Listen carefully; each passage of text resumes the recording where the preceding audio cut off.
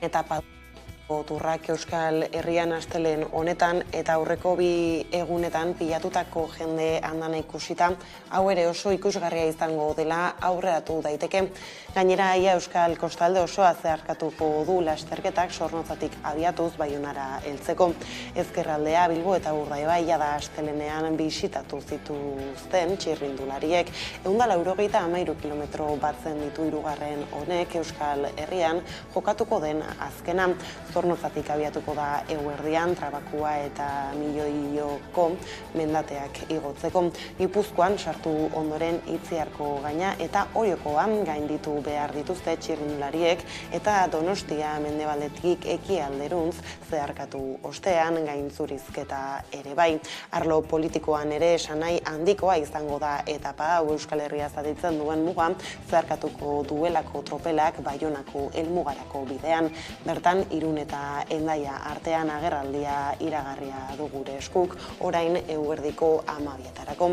Aurreko bi egunetan bezala ikurrina handiak eta txikiak, Nafarrako banderak, arranorentzak, erabakitzeko eskubidearen aldeko aldarriak, presoak etxeratzearen aldekoak eta barrak bide bazterrak betetzea espero da. Kirol arloari dagokionez Adam Jatesek jantziko du berriz elastiko horia Mikel Landa da lehen euskal txirrindularia 10. postuan. Eguerdion guztioi 12 pasata iritsi da gurean gaur magazinari heltzeko gunea, gaurkoan Frantziako turra izpide. Horia da Frantziako turraren kolorea, horia da liderraren elastikoa eta horiz margotuta dago probarekin harremana duen guztiak. Euskal Herriko hasiera honetan baina lehiakide gogorrak agertu zaizkio antolakuntzaren monokromiari. Zuriak, gorriak eta berdeak gaina hartu diote horiari, izan ere ikurrinek errepide eta kaleak estali dituzte egunotan eta horietako milakatan gure eskuren Euskal Herriak erabaki leloa irakurtziteken ikurrin uholdeak irudi ikusgarriak utzi ditu ikusi. Piztu dezagun benetan gu geu garena.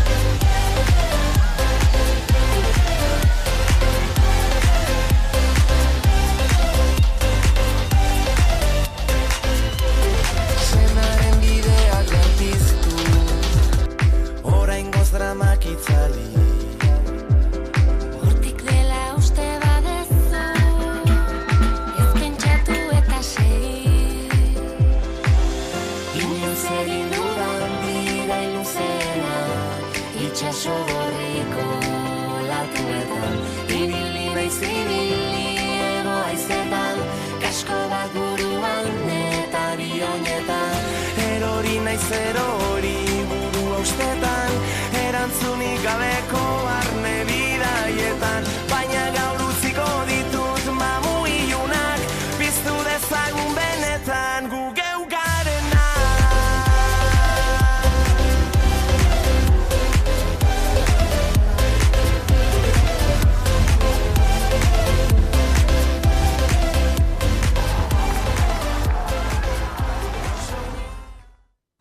Aipatu dugunez, hirugarren etapa hastear da eta modu honetan Euskal Herria agurtuko du gaurkoan turrak, hala ere egia da Zuberara itzuliko dela berriz asteazkenarekin lasterketa. 7 euskal txirrindularik parte hartzen dute turrean, baina momentuz ez dute etapa garaipenik lortu.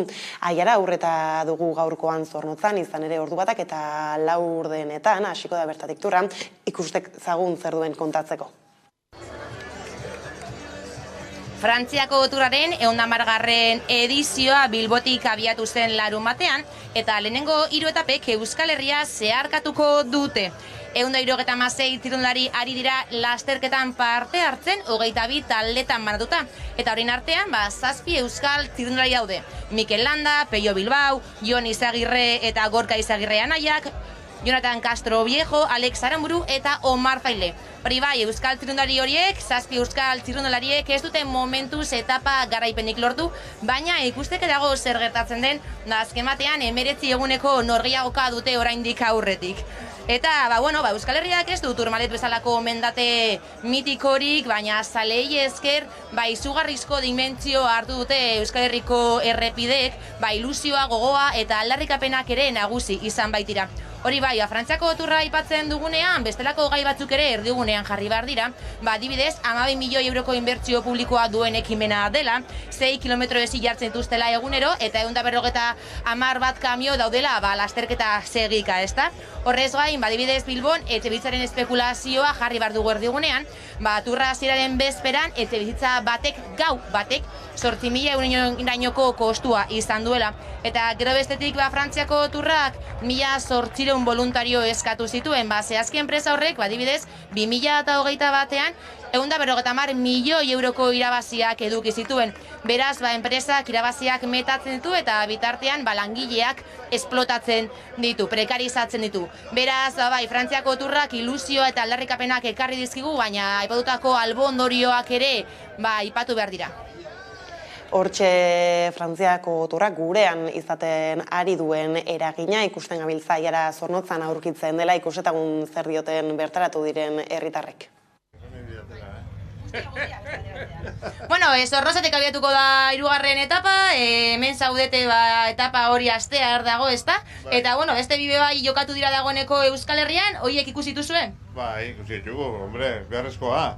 Gehiago estik ikusiko gomendik pasatzen, azizke horrego behar da. Izugarria jendetza, oso izugarria, oso polita. Gainera jendetza, eta ikusi da nola errepide guztiak, Euskal Teleko kamisetak, ikurriñak, Nafarroko banderak, eta aldarrikapenez beteta, ezta? Egia. Eta mundu osoak ikusi du, Euskal Herria badela beste herri bat, Bai, ze saltzen dugun kanpokoak ikusteko. Ia, etortzen bada zozer gehiago guetan. Eta bestea, hainbeste ikurriña. Kontua da, Euskal Zazpitzirundularik parte hartzen dute turrean, atzo Peio Bilbaok aukera edo galdu zuen, gaur etapan irabastea zaila izango da, baina, agian sorpresak egon daitezke. Bai, baina, atzoko Peiona alegina ikusteko zen, Ez zaila asko falta izan, baina, zeiko dugu, ondi barrengo da, berria landa bea zozer egiten duen, ikusiko dugu.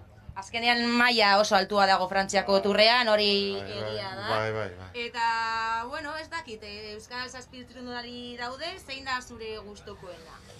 Hombre, nik txondokoak, gustukoenak. Bai landa eta bai Pello. Ikusiko du beria baten bat, sorpresa baten bat egiten da, postasun pizka baten bat digurtela, besteik ez da Euskal. Eta hori lehia espero da, Vingegaard eta Pogatzaren artean. Horien birean artean zein da zure favoritua? Digo, Pogatzar hobeto eta dagoen. Atzo ikusi genduna, ikusiko dugu. Turra oso luzea da? Bai, oso luzea da. Hore doze gertatu lehi.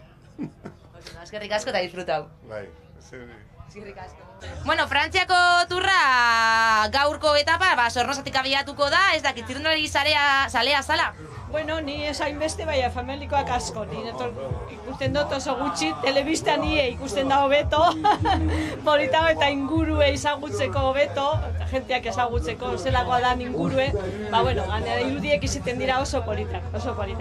3. etapa Zornozatik abiatuko da, baina beste biak, Bilbotik lehenengoa eta bigarrena Gasteizetik. Ez dakit beste baten bat ikusi duzun. Bilbon egon nintzen, hasieran, eta Bilboko neko hasiera, bukaera, eta denpora asko.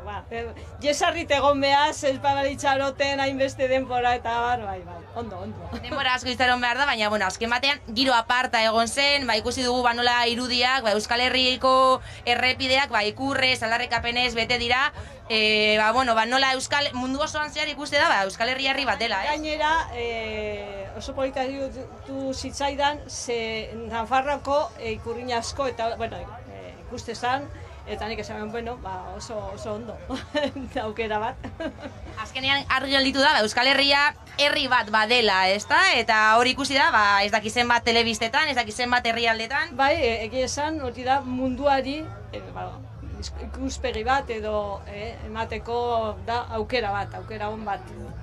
Danak ez daude ados, baina bai. Aukera orduan, eta Euskal Zazpi txirrindularik parte hartzen dute turrean, ez dakit zein den zure gustokoa? Hombre, nik gehien ezagutzen dudana da Pello Bilbao. Da gehien ezagutzen dudana, baina ni ikusten, ez naz sale-salea, orduen, bueno, bai, momentu honetan, hemen gaude, eta, ikusi behar da, eta erakutsi behar da, ez?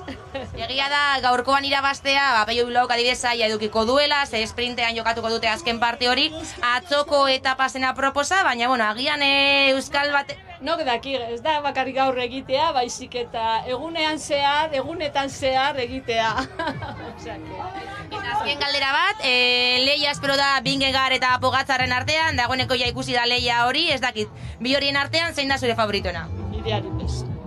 Nizako danak dira honak, nik uste dut danak egiten dutela hor haien indarra. Batzu gehiago, daukatelako laguntza ere. Nik uste dut danak dira, nitzako irabazleak, danak. Osando, baskarrik asko eta disfrutau. Ikusten gabiltza entzuten gabiltza gaurko etapa hasierara hurbildu diren herritarren ahotsak ikus dezagun geroz eta gutxiago falta da izan ere etapa hasteko ikus dezagun zer gehiago duen aiera horreta kontatzeko.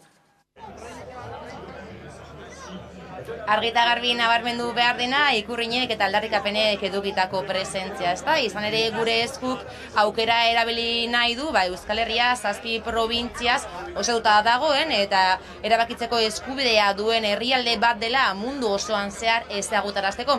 Baina aldarriak eta Ikurrinak alde batera utzita, Frantziako Tourralen lehenengo 2 etapek mugimendua izan dute. Normalean nahiko lasaiak izan dira, baina bihurriak izan dira lehenengo 2 etapa hauek.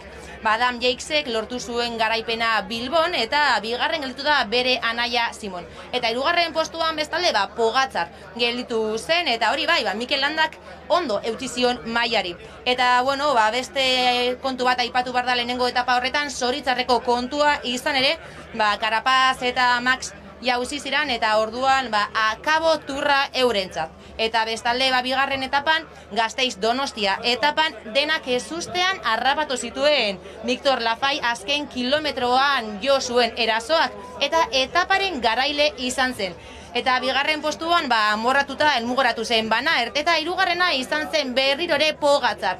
Hala Adam Jakesek 3. etapa honetan maiot horia eramaten jarraituko du. Frantziako turra larun batean abiatu zen, gaur Zornotzatik igaroko da, jarraitzen ari zara, turra? Bai, noski, jarraitzen ari gara lehenengo egunetik eta egia esan itxel izaten ari da. Zapatukoa kristone izan zen, bai Gangurenen eta bai Piken, eta atzo Gasteizko irteera eta gero Donostira. Guretzako egun berezia Zornotzarra izan da, kristolako eguna eta espero dugu Baionara ondo heltzea. Zornotzarra zara, hemen zaude, eta beste etapa batzuetan egon zara, ez da, okertzen ez baldin naiz? Bai. Egon ginen zapatuan bertan, telebizatik jarraitzen, eta gaur bai gu hemen, eta gero umeak eta emaztea, lekeituen, aseke, familia guztiek jarraitzen da posposik. Eta, gaineraturrak aukera ematen du, Euskal Herria mundu mailan ezagutzeko, hemen ikusten zaitu da Nafarroako banderarekin, Euskal Teleen kamisetarekin, gainera irudietan ikusi dugu, ez? Nola errepide guztiek Ikurrinek hartu dute, Nafarroako banderek izugarria izan da, ez da? Guretzako irtera oso berez izaten ari da, azkenean, Euskalduna gara, Euskaraz egiten dugu, Nafarrokoa, Ikurrina bebai, herritasuna erakusten ari gara, herrigintza egiten ari gara, eta etorkizuna begira, egun berezia, eta ez gaurkoa bakarri, baizik eta etorkizunera begira jarraitzu egin behar dugu horrela, así que, animo. Azken etapa bat gelditzen da Euskal Herria, egia da laugarren etapa, aste azkenean Zuberatik ere igaroko da. Momentuz Euskal txirrindulariek ez dute etaparik irabazi, agian gaurkoan aukerarik ikusten dozu? Gaurkoa ez da erreza izango. Segurazki esprinera bukatuko da, baina egia esan, bai Peio eta bai Mikel horraurrien dauz, Jonathan eta bebai badabiz, así que posik egoteko moduko. Eta, 7 Euskal txirrindulari horien artean, nork nahiko zenuke? Irabaztea, edo podiumean gelditze, edo zein da zure gustokoena? Bai Mikel edo bai Peio gelditzea kristone izango litzateke. Peio hemen gertuko dekogu, ganera lagun komunak dekogu, así que, postasun handiz izango zen bai. Eta gero bukatzeko, lehia espero da Vingegaard eta Pogatzarren artean, horien bien artean, nork nahiko zenuke irabaztea? Egia esan bien arteko lehia argia da, eta ganera lehenengo egunetik, normalean hau ez da gertatzen turrean. Egia esan ez duko favorito nagusirik, baina, bueno, nire umiek pogatzarrek irabazti nahi dere, hasi que, bueno, ikusiko dugu ze gertatzen dan. Ondo, eskerrik asko eta disfrutau. Eskerrik asko zuei, jarraitxo. Bai, bueno, hemendik abiatuko da, Zornotzatik abiatuko da Turraren 3. etapa, ikusten zaitut, txirrindulariarekin eta guztiz, ez dakit etapa egin duzu dagoeneko? Zati bat egin dugu, baina, bueno, gero lana toketan da, eta, bueno, bintzete sali ikusteko torri gauna.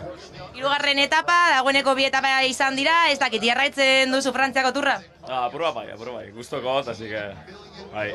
Eta ez dakit, bueno, beste Bilbon izan zen larun batean, Gasteizen abiatu zen atzo, ez dakit, beste etaparen batean egon zara edo hau da lehenengoa? Bai, biberon egon ginen, ikusten, atzo kurtzetan be bai, eta gaur etapa ezingoa ikusi, baina bintzetan bientera etorri gara. Gainera ikaragarria izan da, ez? Nola Euskal Herriko errepideak ikurrinez, Nafarroako banderez eta aldarrikapenez bete dira. Ez dakit zuek bai, egon zaretara aldarrikatzen, Euskal Herria herri bat dela. Bai, ikurrine eskuen soltau barik eta guztu frantzez danak dardarak ipini guzela, ze hain ja ez talako ambientik egongo. Gero Frantziako turrean, 7 euskal txirrindularik parte hartzen dute, egia da momentuz ez dutela etapa garaipenik izan, agian gaurko egunean sorpresarik topa ditzakegu? Gaur igual gatxau ez, atzo peio gehiagoan intentue, baina bueno, aurrera igual Jon Izagirrek edo ikusiko. Uste aukera badauzela, ondino luzie da, así que euskaldune gogor, fijo, hori seguro ingo 7 euskal txirrindulari, ez dakiz zein da zure gustokoena? Guztokona peio esango neuke ez, kompletuena edo, baina bueno, landa behor dau, beti esaten dau gogor dauela, ikusiko urten egitean. Ikusiko dugu Mikel Landak zer egiten duen orduan, baina bueno, lehia espero da ziur Bingegar eta Pogatzaren artean. Azkenean, horretako batek ziurrenik turra eramango du, ez dakite zein den zure gustoko eta favoritoena. Ni Bingegarren alde, baina esango neuke Pogatzarrek urten ez dauela errezitxiko. Oso, eskerrik asko, disfrutau. Eskerrik asko. Hortxe Aiararen eskutik gaurko etaparen nondik norakoan, gaurko etapan gainera bada aipatzeko nola arlo politikoan esnai handikoa izango den, Euskal Herria ditzen duen muga zeharkatuko duelako tropelak, Baionako helmugarako bidean hain justu bertan, Irun eta Hendaia artean agerraldia burutzen ari da une honetan gure esku, 12etan hasita, bertan da Eki Atorrasagasti lankidea baita ere, kaixo Eki, eguerdion. Eguardion.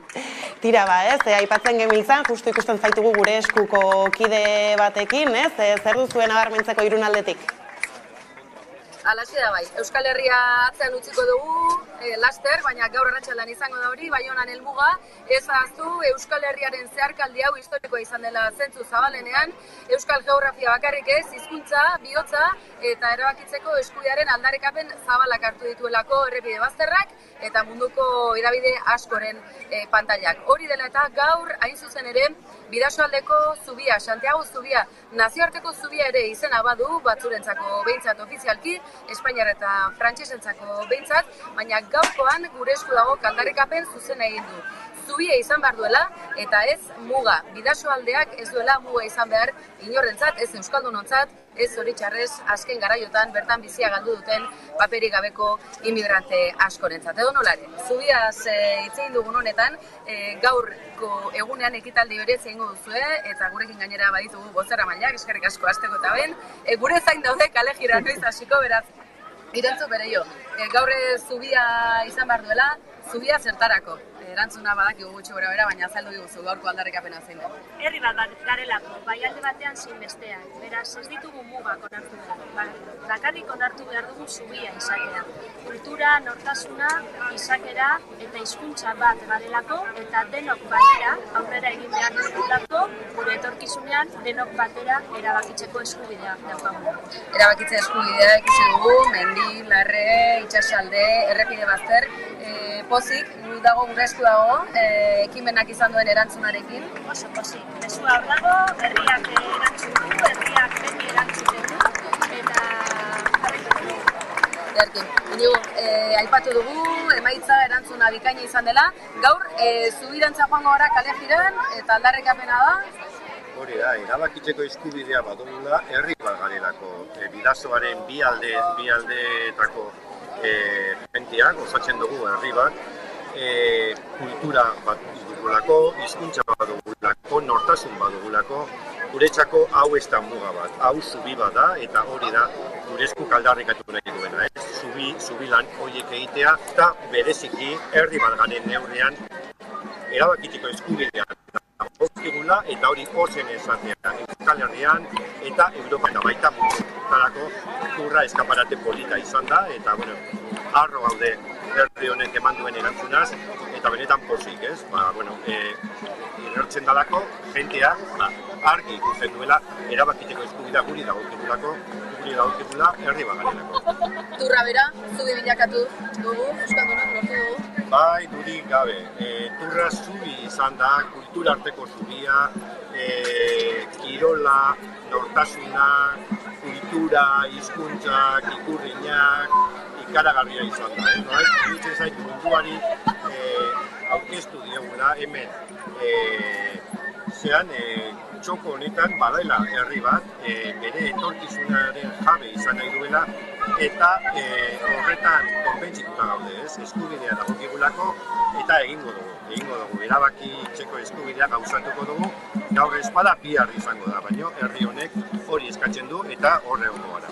Ederki, Iñigo Urrutia, erantzun bereio, gure esku dagoko bozeramaileak gaur, Irunen, laster abiatuko da kalejira eskerrik asko, geurean izateagatik, eta aibatutakoa kalejira orain hasiko da, arratsaldeko 4 buelta horretan igaruko du, Bidasoako muga ezagun hori, esan da bezala, Frantziako turrak, inoiz baino euskaldunagoa izango den, edo izan den Frantziako tur horrek, eta ekitaldirik ere ez da falta izango, orain kalejira abiatuko delako, baina ikustekoa izango da, mugaren igarotze hori, ikuskizun handia izango delako, ikurriñaz eta euskal ikurrez josa izatea espero baitugu, Bidasoaldeko Santiago zubia, gaur aldarrikatu den moduan, zubi izatea nahi dena, eta ez euskaldunon edo beste inorentzako muga. Hori da ekine, adi jarraituko dugu, kontatuko diguzu baita ere laster, ea nola iragango den tira ez, kalejira hori, eta hori xe, mila esker hiruei, gurekin tartetxau hartzaren eta gero arte. Gero arte. Atzokoan hor da milaka Gasteiz. Frantziako turrari harrera emateko Frantziako turraren 2. etapa Gasteiztik abiatu zen, Mendizabalatik hain zuzen ere, ondoren Arabako hiriburuko erdigunea zeharkatu zuen lasterketak, eta Nerea Gartia kontatuko digu jarraian nola igaro zen atzokoa.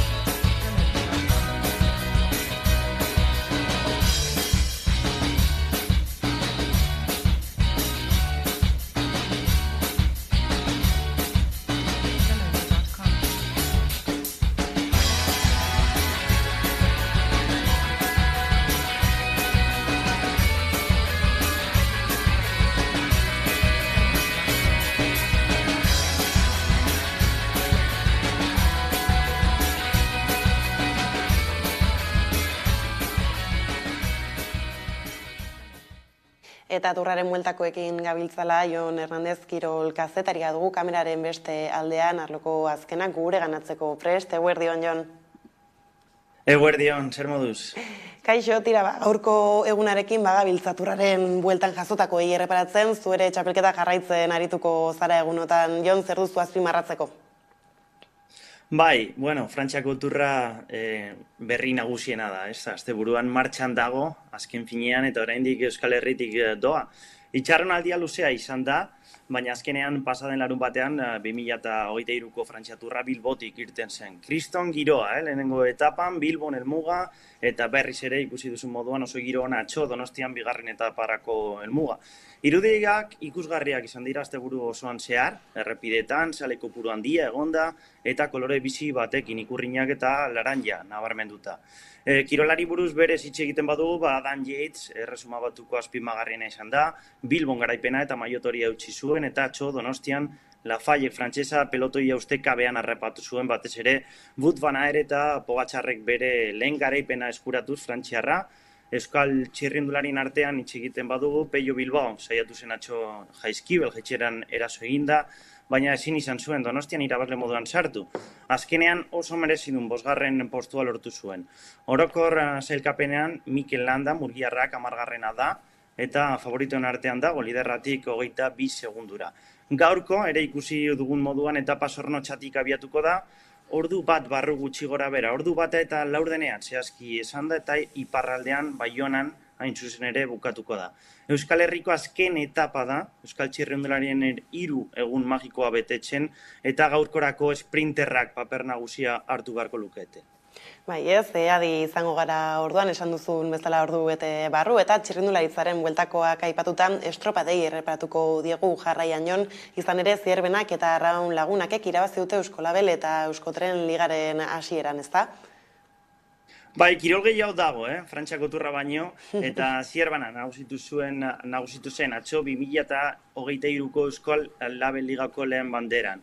A Coruñako uretan lehia ostean. Hondarribia izan da bigarrena, Getare 3. eta Orio 4. Estrainako txandan aizen nagusitu zen Hondarribia, estropada 21 minutu eta 56 segundotan bukatuta. Bigarren txandan ordean Zierbena izan zen honena, Oriok indartsu ekin zion estropadari, baina Zierbena izan zen lehen ziabogan. Eta ordutik inork ezin izan duaren erritmoa jarraitu beraz, Eusko Label Ligako sailkapen nagusiko lehen postuan da Zierbena, 12 punturekin, bigarrena da Hondarribia, 11 puntu, hirugarren Getaria, 10 puntukin, laugarrena Orio, 9 eta 5. postuan Urdaibai dago 8 puntukin. Bestalde, emakumezko Euskotrena Liga ere martxan jarri zen atzo 6. Zidade da Coruña banderarekin, eta kasu honetan Arraun Lagunakek irabazi zuen. Hasiera-hasieratik Arraun Lagunakek lidertzan jarri zen, eta lehen luzean zuloa ireki zuen aurkakarieko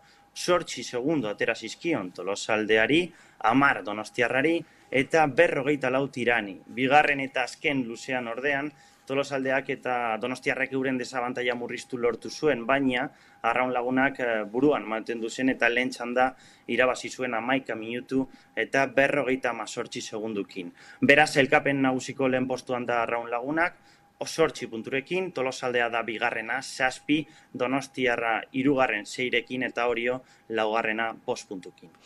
Beraz, hasieran esan duzu bezala bada kirolik turretik arago, eta horri helduta ere aipatzea jo nola Jakak eta Altunak Sanfermietako lauterdiko finala jokatuko duten, hemen zer da nabarmentzekoa? Bai, hori da, Eri Jakak eta Jokin Altunak Sanferminetako lauterdiko final handia jokatuko dute urrengo ostiralean, Uztailaren 7an, Labriten Iruñan, Jakak Mikel Urrutiko etxean menderatu zuen 22-16, atzo jokatutako finalerdietan Elgetan, eta oso osteburu gogorra izan da Lizartxako pelotariaren txat, dagoeneko larun batean ere partida izan baizuen Zaldibarren Iñaki Artolaren aurka, kasu honetan, emaitza 22-maratxi izan zen. Altuna 3. bere aldetik finalerako txartela eskuratu zuen Joseba Askurdiren aurka, larun batan ere, baina kasu honetan sopelako frontoian. Amezketako pelotaria garaipen eskuratu zuen, 22-13, baina esen erraz izan, markageilua marna zegoen, hori bai, hortik aurrera Altuna nagusitu zen. Final aurrengo ostiralean, 11etan Iruñean izango da, Altuna eta Jaka horrez aurre, eta oso aste interesgarriena Labriten Iruñean Sanferminetako jaietan azken partida Uztailaren 14an izan da bikoteko finalarekin. Ondo da, Jon, bada informazio guzti honekin hemen utzi behar dugu konexioa di jarraituko ditugu aipatu dituzunak, eskerrik asko eta hurrengora arte. Eskerrik asko, agur. Tira eta kirolen bueltakoa korrela azken egunotan jaso direnekin Irunera joko dugu berriro ere, izan ere Irungo alkateak lehenengo aldiz harrera egin dio alarde parekideari. Egun historikoa izan zen iragan ostirala, alarde parekideko generalaren esanetan. 1900 gizon emakume inguruk parte hartu zuten desfilean eta lehenengoz gizonezko bat atera da kantinera. Alaxe kontatu zigun Udane Arbeolankideak. Aurrera pausoak ematen ari dire Irunen. Ekainaren 30 iristarekin batera, San Martzial egun handian urteroko alardeari ekin diote tradizioari eutsiz, baina zenbait ohitura hautsiz. 25 urteren ostean Irungo alkateak lehenengo aldiz egin dio harrera alarde parekideari, Jose Antonio Santanok. Historikoa izan da harrera hau, eta bakearen bidean pausoak ematen ari dira irundarrak. Santano alkateak azpimarratu du normaltasunez hartu behar direla bi alardeak, bakea nahi dela festetan eta instituzionalki errespetu berbera merezi dutela alarde publikoak eta tradizionalak. Gauzak aldatzen ari direla dirudi horren beste haserre eta negar eragin dituzten alardeetan. Udaleko talde guztiek egin diote ongi etorria desfile mistoari, eta hiriko bandera Oiana Brionesek Iruko udaleko EH Bilduko bozeramaileak eman du.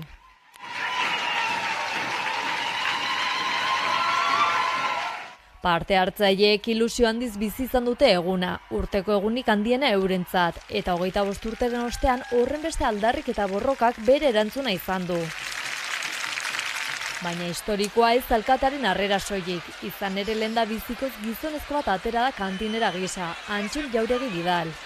Malkoak masaietan zituela iritsi da San Juan plazara. Inoizko jendetsuena izan da urtengo alarde parekidea. Maite Bergara generalarekin batera, 1900 partaide inguru izan dira goizeko desfilean. Eta denen ahotan aldarri bat zen, emakumeek alardean parte hartzeko eskubida dutela.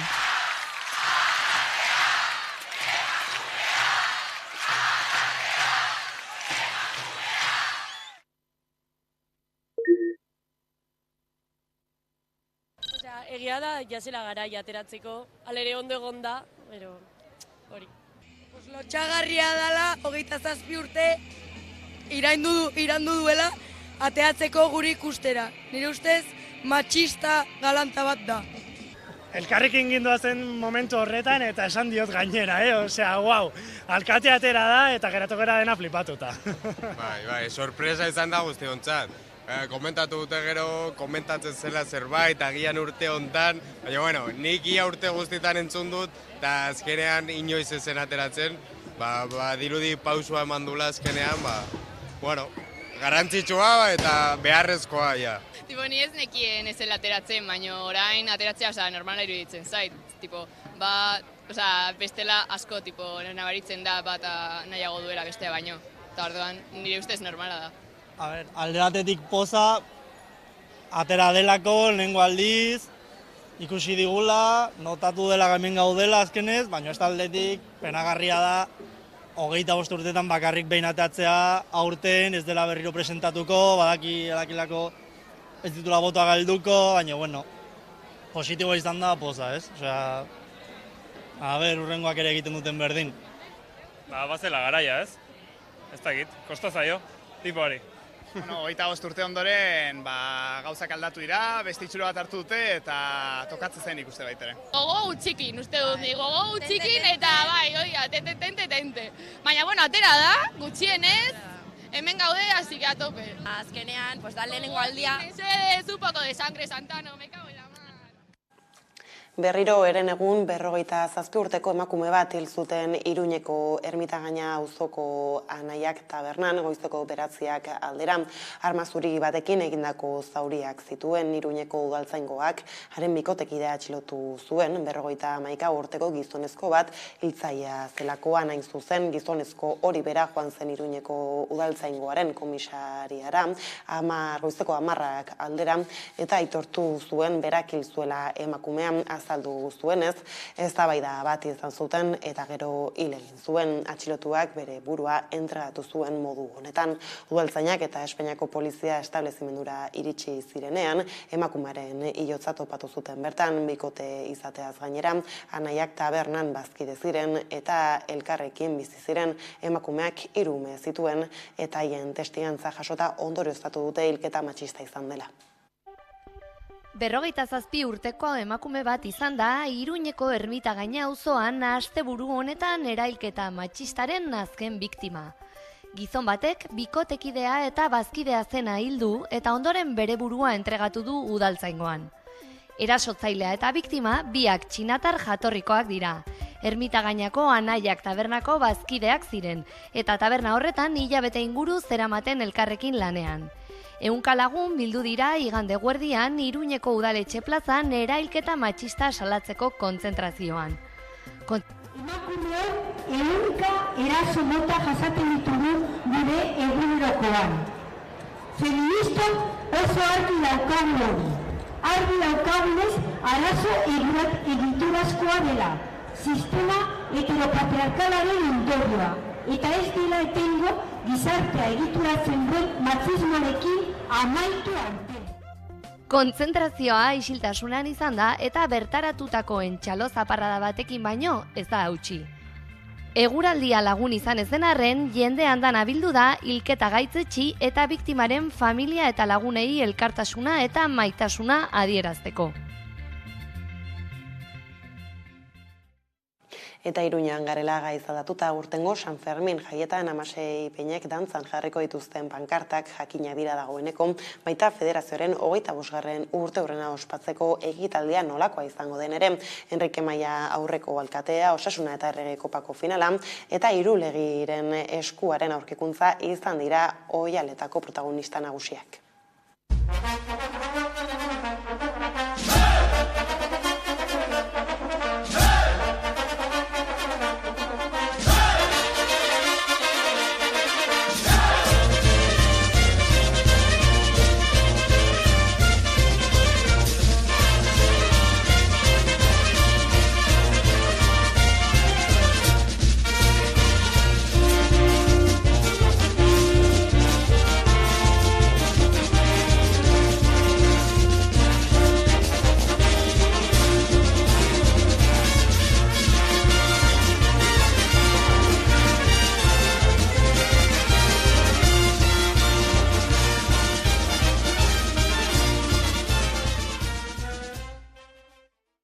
Nafarrako gobernuak musikariak ikastetxetan programa etetea erabaki zuela salatzeko agerraldia egin zuten ostiralean hezkuntza departamenduaren aurrean hainbat musikarik antzirela, baina berri ona jaso zuten egitasmoa ez da bertan bera geratuko azkenean.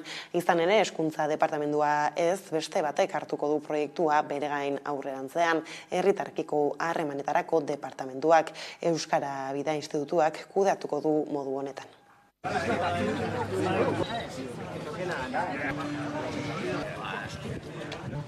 Kabila altxatuz gero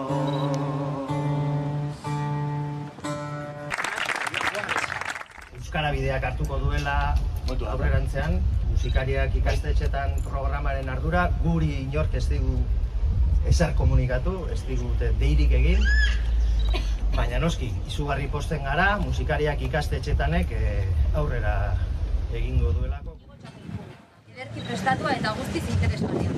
Errepikatzeko modukoa, dudari gabe. Esker mina.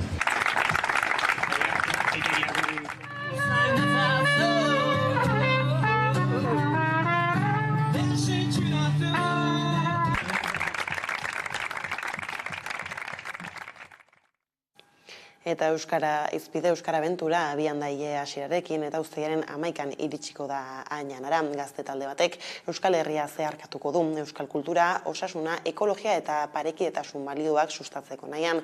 Guztira 125 gaztek parte hartuko dute ekitaldean aurten.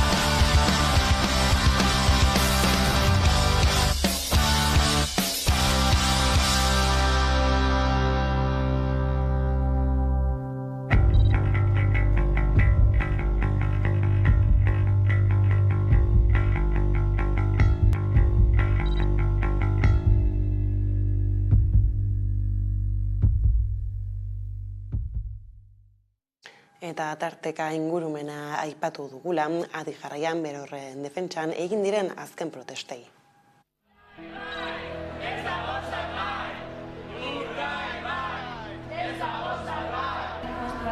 150 milioi eurokoa izan daiteke.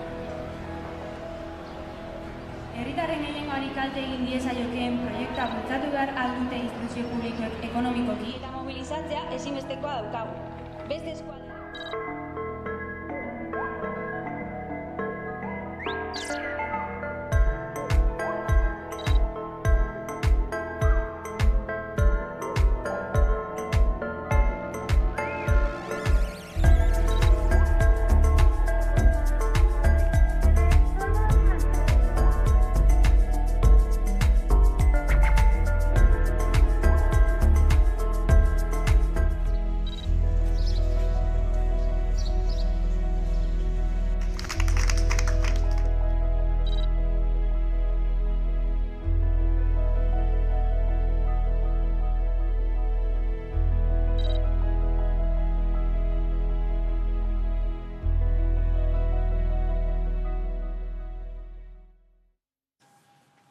Honekin politika arlora salto, Gipuzkoako Foru Aldundiak etapa berri bati ekin dio dagoeneko Ider Mendoza aldun nagusiaren hitzetan, ostialean jakinarazi zuen hortzuk izango diren Foru Aldundian izango dituen gobernakideak eta haiek 24 ordu baino gutxiagoan hartu dituzte euren karguak. Lehen bilkuraren ostean herritar guztien ongizatea babesteko konpromisoa adierazi dute eta erronkatzat jo garai berriei erantzutea.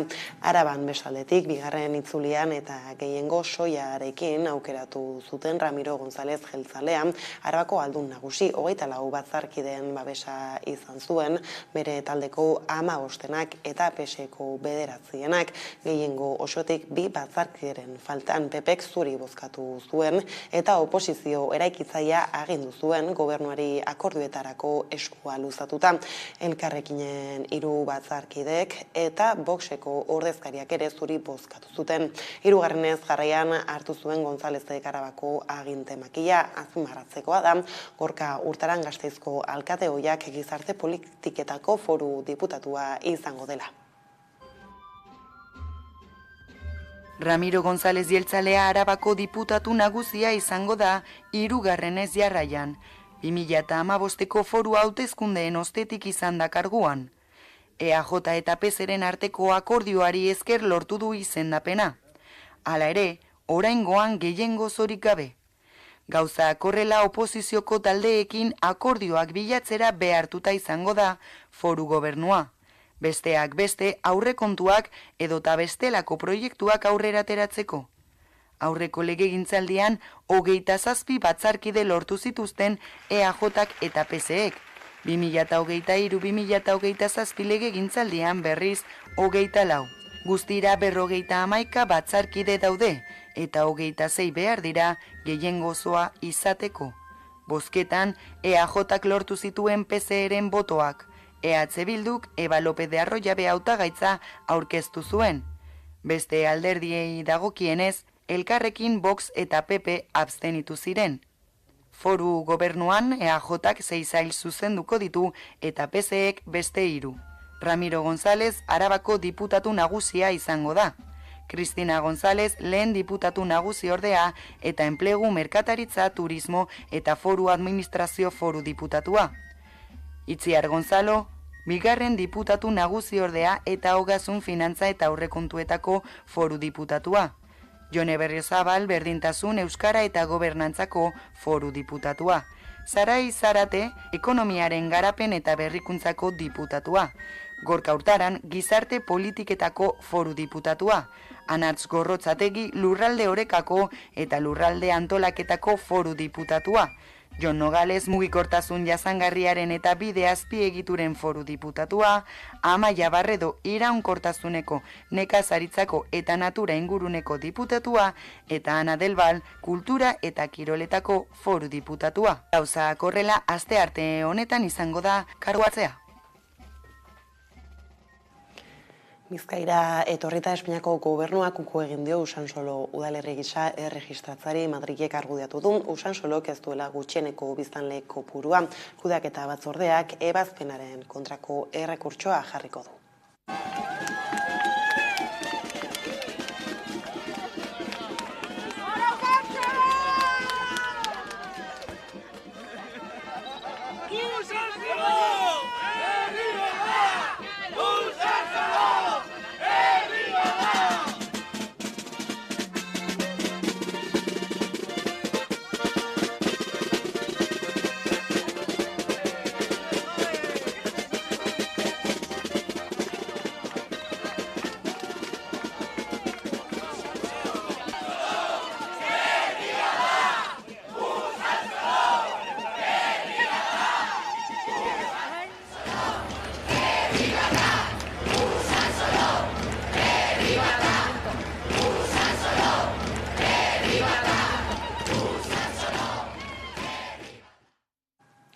Usansoloren bueltakoa gala Frantziara begira jarriko gara orain, izan ere, Frantziako poliziak joan den asteartean tiroz hil zuen Nael gaztearen hileta egin zuten egun. Parisko aldirietako Nanterre hiriko meskita batean senide eta gertukoekin batera dozenak lagun bertaratu ziren Naelen heriotza salatzera eta justizia eskatu zuten. Gobernuak oraingoz azken egunotan protestetan izan diren liskarrak gaitzestera bideratu du bere diskurtsoa, baina ordezkari publikoen artean poliziaren esku hartzeari buruzko hausnarketa eskatu dute zenbait ahotsek.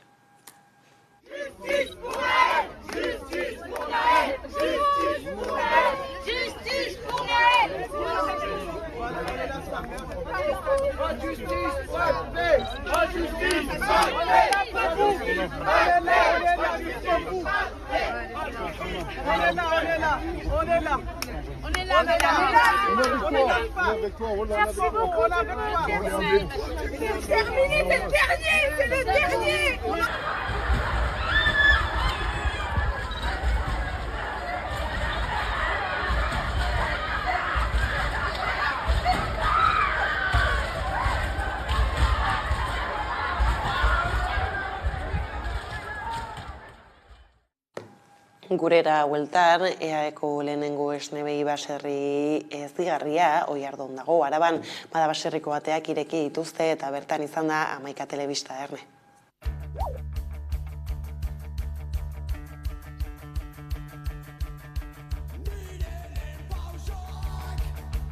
EAeko lehenengo esnebei baserri ezdigarria Araban kokatu dute. Leire Zaezek, 32 urteko emakumeak eta Jonek bere anaiak gurasoen gandik eta aiton amonen gandik ikasi dute nola zaindu, elikatu eta jetzi behi bakoitza. Gaur egun Oiardon duten baserriko ateak ireki dituzte umeek eta nahi dutenek bertan zer nolako lana egiten den ikusteko. Baserri familiarra, ekonomia zirkularra, animalien ongizatea, jasangarritasuna eta teknologia dira baserri honen gidalerro nagusiak.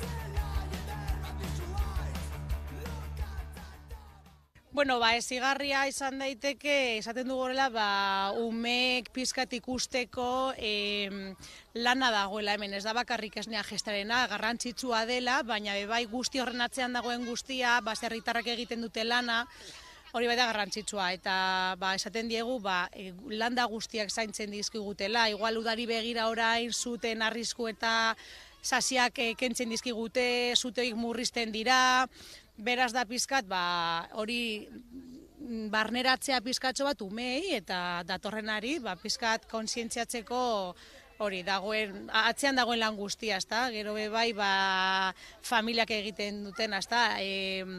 Bai jateko, prestatzen dituzte larreak zaintzen dituzte, prestatzen dituzten bitartean, da pizkat hori, ez da, haiek ikusteko dagoen lana, guzti horren atzean dagoen lana.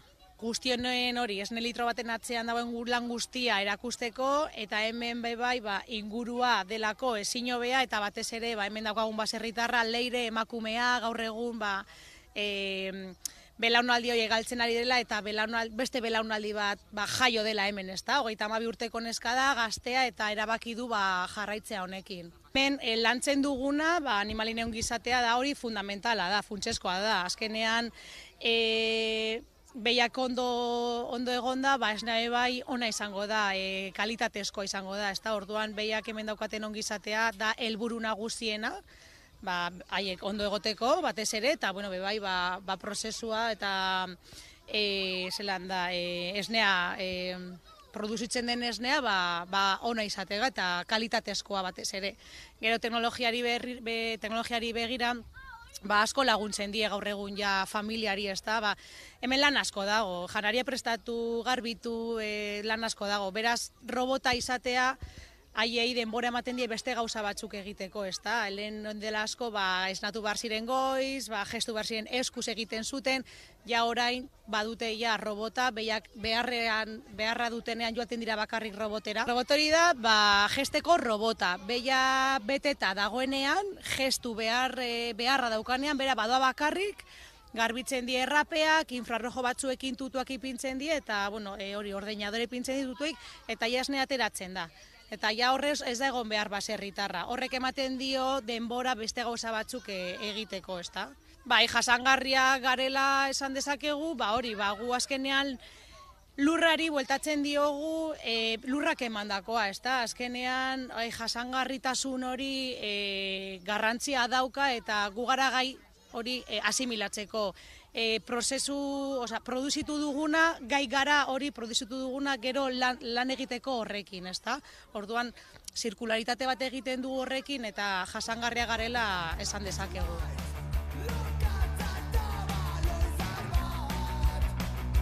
Arabako Oiardo herrian dago Kaiku baserria kokatuta, Altubeko ordainlekutik 7 kilometrora.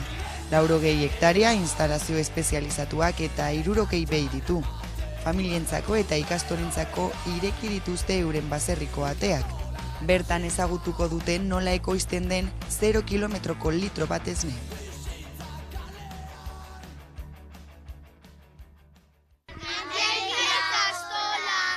Nola hartzen duten esnea behietik.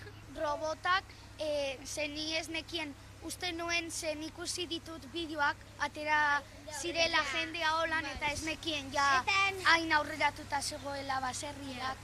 Nik esnekien txutxeak ematen dizkioren. Ni 24 gradutik goia eta ezin dutela egon. Eta esnekien osten dutenean esnea, beroa ateratzen dutenean, bero hori erabiltzen dute behientzat bero edateko zergatik, ezaizkio gustatzen urrotza. Harritu nahi zergatik, jaio berriak dituzte 40 kilo, gero 300 kilo, eta gero nagusia.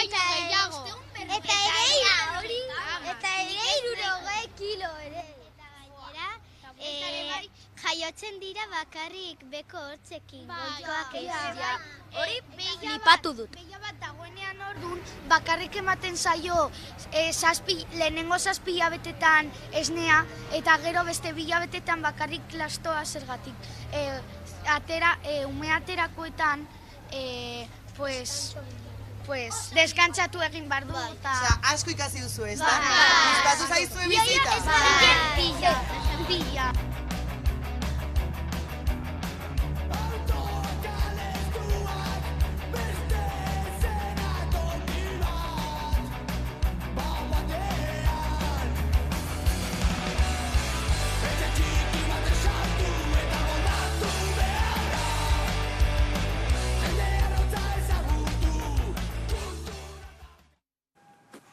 Arabatik mugitu gabe, baina kultura arlora salto eginda Gasteizko jazaldiaren 46. edizioa gaur hasiko da. Aurten Mendizorrotzako eta Printzipal antzokiko kontzertu ez gain, beste hainbat lekutan antolatu dituzte ekintzak.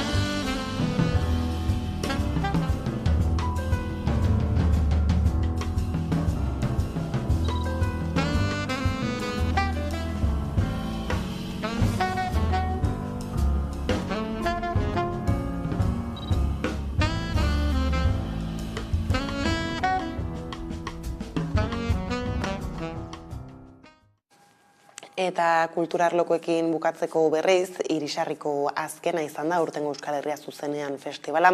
Atzok egunarekin eman zitzaion bukaera egitara Zabala izan duen jaiari begira nola iraganden. Bilesker Irisarri eta betira arte! Gora jatzezeta eta gora egia! Animalia naiz eta eskora begia gugira, gugira, gugira.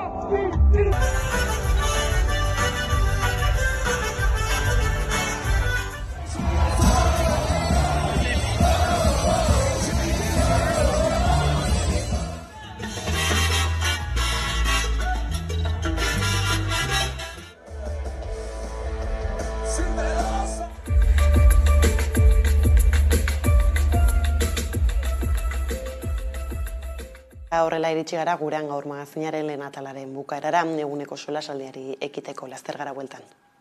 Urritasun edo desgaitasun funtzional edo bestelakoak dituen personen gizarte batean, persona hauei gaitasunak eskaini behar dizkion gizarte bat beharrezkoa da. Eta horretarako inklusibitatea ezinbesteko kontzeptu bilakatzen zaigu. Norabide honetan lanean dauden egitasmo eta ekintza ezberdinak ezagutzen ditugu. Eta hain zuzen ere, horretaz arituko gara gaur. Erreportaje eder bat prestatu dizuegu, gainera solasaldi bat beti bezala gaiari erantzunez arituak diren personekin, eta bukatzeko nola ez, Koldo Gartziaren errezeta goxo bat. Beraz, badakizue. Ongi etorri, deno topaleku den geltoki honetara.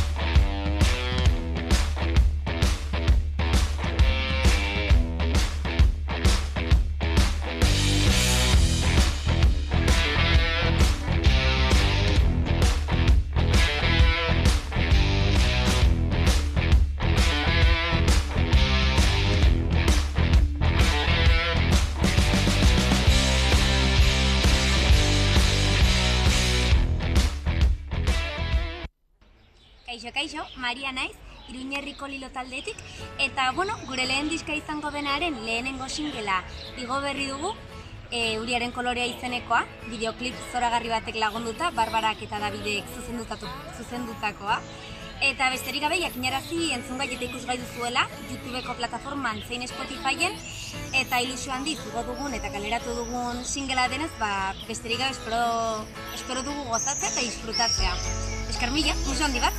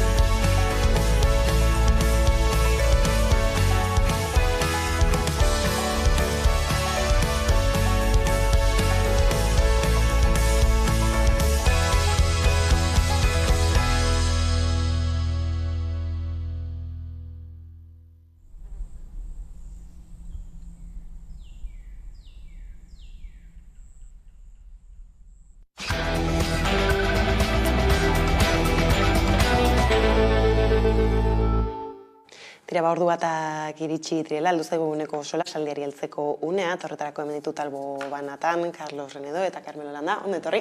Eguerdian, eskerrik asko. Eta tira, gaurko gai nagusia badaukagu turra aipatzeko, izan ere, ez dakit jarraitu duzuen azken egunotan, hainbat eta hainbat titular badatoz ez, lotuta nola zenbat ikurrinek hartu dituzten errepideak, beste hainbat aldarrik baita ere, badaukagu bideo bat, ez dalako irudiekin eta helduko diogu gaiari. Biztu dezagun benetan gu geu garena.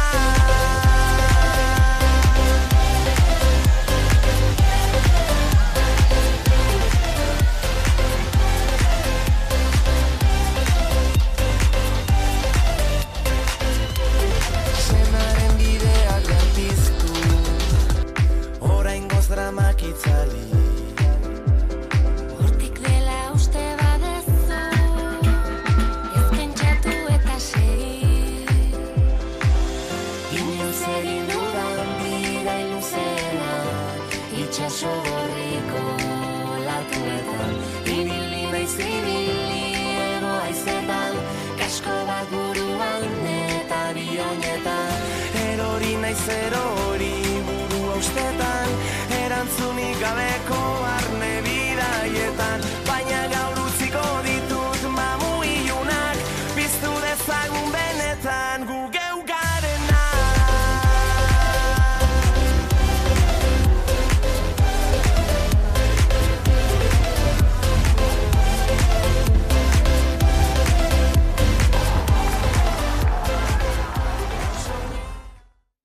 Tira, ez ikusten gabiltza ikurriñak, ikurrin erraldoiak baita ere, ez hasieran ere ikusten genuen Urdaibain eraikin duten Guggenheim horren aurkako mezuak, ez dakitzuek jarraitu duzuen, hasieratik naturra.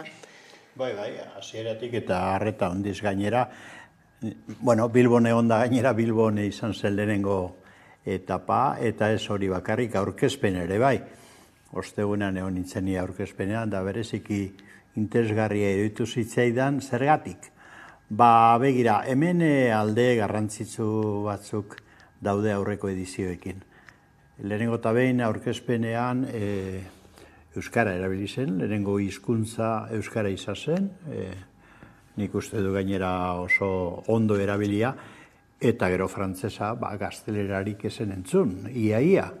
Eta uste dut horrek zerbait adierazten duela, ez da, herri honek, Euskal Herriak ez duela gazteleraren beharrik komunikatzeko gure artean batetik eta bestetik munduarekin.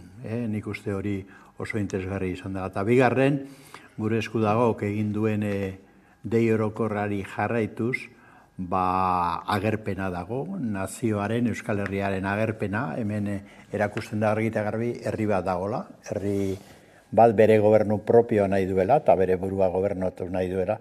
Da nik uste aukera hori izan dugula, ari garela agertzen, eta munduan ari dira ikusten. Nik aukera izan dut, etorri diren kasetari batzuk, nazioarteko kasetari batzukin hitz egiten, eta inok ez du bakarrik kirolaz hitz egiten. Kirola oso interesgarria da, ni oso txirrindula salea naiz, eta tur salea, ez da, eta horretaz ere hitz egin dugu, baina danak galdetu didate Euskal Herriaz, Euskal Herriaren egoera, zer eskatzen dugun, ze arazo daukagun une honetan. Hegoaldeko etapak oso interesgarriak izan dira. Lastima Nafarroa Purbetaldera gelditu dela, baina oso interesgarriak izan dira, eta orain ikusiko dugu iparraldean ze gertatzen den. Ze, klaro, antolaketa ofizialarentzat, turraren hasiera Euskal Herrian amaitu egiten da. Beraiek uste dute orain Frantzian kokatzen dela turra, ez da horrela. Oraindik ere, noski, laster ikusiko dugunez, gaurko etapa Euskal Herrian kokatzen da eta amaitu egiten da, eta oraindik ere, bi egun barru, Zuberoa ere bizitatuko du turrak, ez da? Ordan, laburtuz eta lehenengo valorazio bezala nik uste oso baikorra dala. Alde askotatik, naziogintza, herri honen naziogintza bultzatzeko aukera aparta eskaintzen digu. Aipatuzu ez, hasiera nola aurkezpena Bilbon izan zen, Bilbotik abiatu eta bukatu lehen etapa baita ere, ez? Zu bere bilbotar gisa nola ari zara bizitzen egun hauek turraren momentan. Bilbotarra eta ni ere txirrindu esalea naiz, eta praktikatzen dut kirola, txirrindula praktikatzen dut, eta gustatzen zait, eta asalto horretik egon gara komentatzen, ni hori, iaz egon nintzen alpeetan turra jarraitzen, Pirinetara juten naiz lagunekin, uste dut, turraren atzetik daudela ere bai, badago, da ez bakarrik espektakuloa da ambientea, da jendea ezagutzea, bada niretzako kirol bat nahiko ematen duela aukera lagunekin ere pasatzeko egun oso bat, eta uste dute hor, ni adibidez aurkezpena jarretu nuen telebistatik, eta irutu zitzaidan, Karmelok esan duena, bentsate asmatu zela formatorekin, asmatu zela hizkuntzarekin, eta gustatu zitzaidan. Larun batean berriz jarretu nuen kaletik sale bat moduan, eta nabaritzen duen, zegoen ilusioa, jenaren aldetik, eta ilusio bat, batez ere, kolektibo moduan adierazteagatik, Euskal Herrian badagola herri bat, badagola ere bai zaletasun oso propio bat, eta uste dut orokorrean bi aldagaiak ez bakarrik txirrindularekin, orokorrean elkartzen direnean, nazioaren aldarrikapena eta kirol bat edo zaletasun hemen egiten dugun moduan, ikusten dira olako irudiak izan direla, niretzako ikusgarriak, eta gustatuko litzaidake jakita hori, agertu gara munduan, agertzen da mundu honetan gutaz esan dutena, adibidez, Maite Ubiriak egin zuen kronika bat garan, bizkat Frantziako telebistan zenolako estabidak izan duten eta horrela, eta gustatuko litzaidake jakita politikoki badakigu politikoki ere ematen direla olako estabida gainera turraren emanaldiak dira luzeak eta hitz egin behar da denetarik, badaukate tartea hitz egiteko denetarik, hori gustatuko litzaidak, eta gero hemen badago edo ez irakurketa bat, eta, evento guztietan moduan, nik uste dute badagoela B aldea, eta horre bai aztertu behar dugu. Eta da, ez orain, baina pasatzen denean guztia da, lehenengo garrintasunarekin jakitea, zenbat ordaindu dugun, eta gainera kasuntan euskaldunok ordaindu, administrazioak zenbait ordaindu duen, evento hau hemen egoteko. Eta horrekin ere bai, ez dut esaten bakarrik elementu txargitza, baina ere jakiteko ere bai, eventoak ekartzea hirietara, ez dela zer doainik etortzen dena, horrendu behar direla, ondorio batzuk daudela, ekonomikoak, ikusiko ditugu zentzu diren, aurrera begira beste ondorio batzuk engo dira, segurazki turismari begira eta horrela, eta ez dut guzti hori sartu behar dela ere bai ekoazioan, egiteko valorazio bat integral bat. Egun da, unazta itzerra gaitu nahiko zenuken? Bai, Carlosek egin dituen galderak ez da, ni neuk ere egin dizkio neure buruari, da saiatu naiz hori argitzen. Zemat ordaindu den, nik dakidala aurkitu den datua da Jaurlaritzak 12 milioi euro eman ditula turraren antolaketa bultzatzeko hemen, ez da. Diroa asko da noski eta hori ezagutzea komeni da edozein kasutan, jende jakin behar du. Nik uste nolanei ere baloratu behar dela hori turra berak hartu den dimensioa, dimensioa jendearen artean, herritarren artean, ikaragarri handia da, nik uste dut. Beraz hor nolabaiteko erreparto bat egin behar da noski, eta gero daukan kirol dimensioare bai, eta Euskal Herrian gure nortasunarekin daukan lotura. Nik uste kirol mailan ere bai, eta estatuek ukatu egiten diguten bitartean federazio propioak izatea, da gure kirolaren jabe izatea ukatu egiten digutenean, balako fenomenoak garrantzitsua dira dudarik gabe, baloratu behar da dara, ez da. Eta gero bigarren galdera nik ere egin dut, hau da, klaro, Frantzia parte implikatua da, Espainia bezala, ez da, estatu biak implikatua dira. Ordan izaiatu naiz, horko ez diren beste kasetari batzukin, ea modu objektiboago batean edo ikusten duten batzukin aukera izan du, beraiek eskatuta gainera elkarrizketak eta argitzeko, aspaldiko ibilaldi Europarroietan nola baitia fitxatu ninduten bozera mane modura eta hola deitzen haute, eta adibidez bat emango dizut, François Oraban, hau da belga da, kasetari belga oso ezaguna, orain zuzendu egiten du aldizkari bat, eta irakaslea da Lobainako Unibertsitatean ere, eta honekin egon nintzen duela 3 egun luze hitz egiten, berak eskatuta eta elkarrizketa ia 3 ordu egon ginen, bera nahi zituen gauza batzuk argitu, lehenagotik ere noski Belgikan ondo ezagutzen dute bereziki Euskal Herriaren da Kataluniaren, ez dago esplikaziorik eman beharrik, ez da Kataluniaren prozesuak eta Euskal Herrikoak aspalditik. Eta horren ondoren nahi nuen jakin berak nola agertzen zuen hori. Eta ikusi dut lehenengo agerpen bat, berak egin duena, eta irakurriko du frantsesez, berako idatzi duelako, eta gero azaldu ez da. Gure aldarria zein den da dio, le droit à décider du Pays Basque. Le droit à l'autodétermination qui ouvrirait la voie à un référendum sur l'indépendance. Hau da, honek oso argitz egin du. Erabakitzeko eskubidea zer da? Autodeterminazioa referendum bat, eta gainera independentziarako bidea zabal dezakena, ez da? Txapo, esan nahi dut, halako kasetaririk Espainia osoan ez da aurkitzen, eta Frantzian ere ez. Eta halakoak etortzea, eta gainera kasetari oso saritua eta oso ezaguna da, bera. Brabant, ez da, irakaslea ere bada esan bezala logainan. Orduan, autoridade bada. Horrek idazten duena oso baliotsua da guretzat, eta hori Belgikan agertzea, nik uste dut balio handiko gauza da. Horrekin esan nahi ditu bi gauza. Frantzia eta Espainia estatu inposatzaileez aparte, munduan beste estatu asko daude. Uste dut 180 estatutan eman dela informazio zuzena Euskal Herrian turrak izan dituen, eta 180. Hau da, ia guztiak. Eta informazio hori minimoki objektiboa denean, jendeak ulertu egiten du, eta ulertu egiten du zer eskatzen dugun, da ze lotura daukan horre gainera, basalitasun ikaragarri edatu eta ikaragarri positibo batekin. Nik ikusi dut, hemengo Saleon agerpena ere oso positiboa dela nazioarteko prentzan. Teguardian ere ikusi dut, eta hainbat medio importanteetan oso irudi hona eman da, eta beti lotu da kirola, espainolek eta ebitatu nahi izaten dute hori, ez dute ebitatu, kirola eta gure errebindikazioak herri bezala. Hau da, laburtuz esaten dutena, hemen herri bat dago, bere nortasun propioarekin, da nahi du independentzia, eta horretarako bidea ematea nahi du.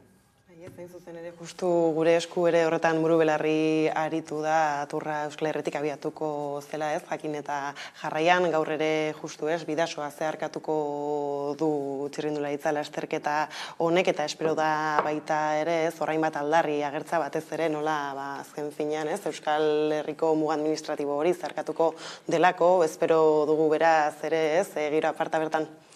Bai, eta gainera uste dut ere, negoen pentsatzen planteatzeko ere bai hemen, alde batetik kasetariekin nik ere gero jarraitu duen ere telebistan tarte bat aurkezpena Telebista Espainolan.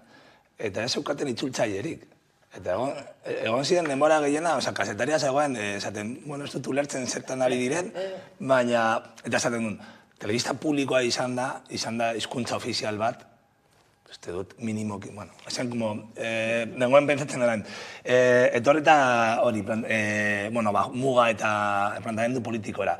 Uste dut ere bai, nik azpimarratuko nuke, eta uste dut ere hemen, nik uste dute bentsateko izpenean eta kokapen politikoa orokorrean, EAJak egin du plantamendu egokia bentsat. Eta nik uste dut ere bai hortik atera behar dugula, atera beharko genukela, ere irakaspen bat, eta dela, olako evento batean ematen ez den, bentsat mosten ez denean aldarrikapen politikoa, konkretunetan herri modua, baina egon dira beste aldarrikapen batzuk, inkluso erabiltzen edo bidea ematen zaionean herriari, olako evento batean ere bai, planteatzeko ez, nik albidez pentsatzen duen larru mantean, gaur Bilbo, bada Euskal Herriko, hiriburu politikoa, administratiboa eta simbolikoa, baina munduari begira, Sandiririan Bilbon, mundu oso dago begiratzen hemen dagoela herri bat, garela euskaldunak, eta nengoen posik,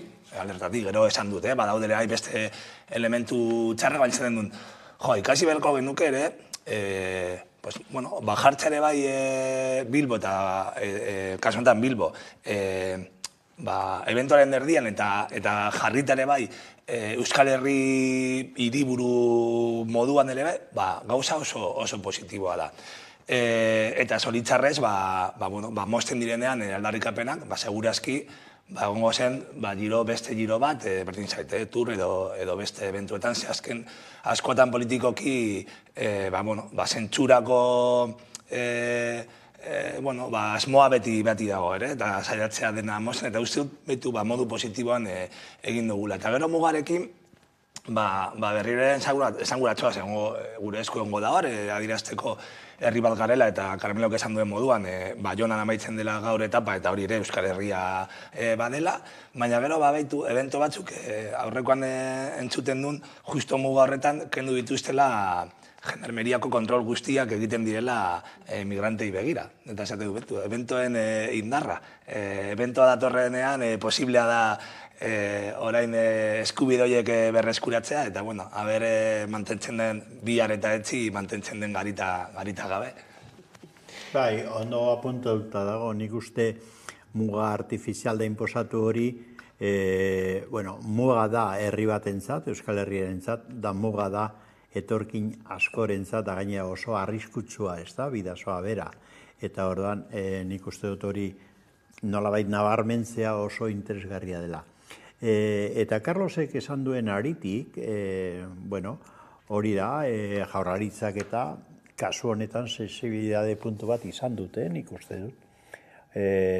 Besterik gabe egiten usteko, ez da, nahikoa da hori askatasuna eta egiten utzit ez agertu kontrara Estatu Espainiarrekin bat eginda. Normalean egin ohi duen bezala, ez da, egiten utzi, bale. Da egiten utzi horretan agertu dira hainbat elementu, hemendik aurrera kontuan izan behar ditugunak eta izan behar dituztena bereik. Bata da ETB. Bueno, ETB-en Jaurlaritza daraman politika euskararekiko eta euskal kulturarekiko eta komunikabeekiko katastrofikoa da. Nolabait esan. Hola, argi esateko da konzeptu batez katastrofikoa da. Euskara galtzeko guztia dauka eta gaztelera inposatzeko bia librea ematen diote, normalean. Bueno, aldiz orain ikusi dugu ETB-ko zenbait profesionari oso modu bikainean jokatu dutela bereien papera turrean. Eta nik nabarmenduko nuke aurkezpenean egon nintzen da beraekin hitz egiten ere bai, ze ni ETB-ra joaten nahi zainbat programa egitera albiste eta eztabaida programak eta bar, eta Xabier Usabiaga. Xabier Usabiaga izan zen mundu mailan turrari lehenengo hitzak zuzendu zizkiona aurkezpenean. Euskaraz esan zuen.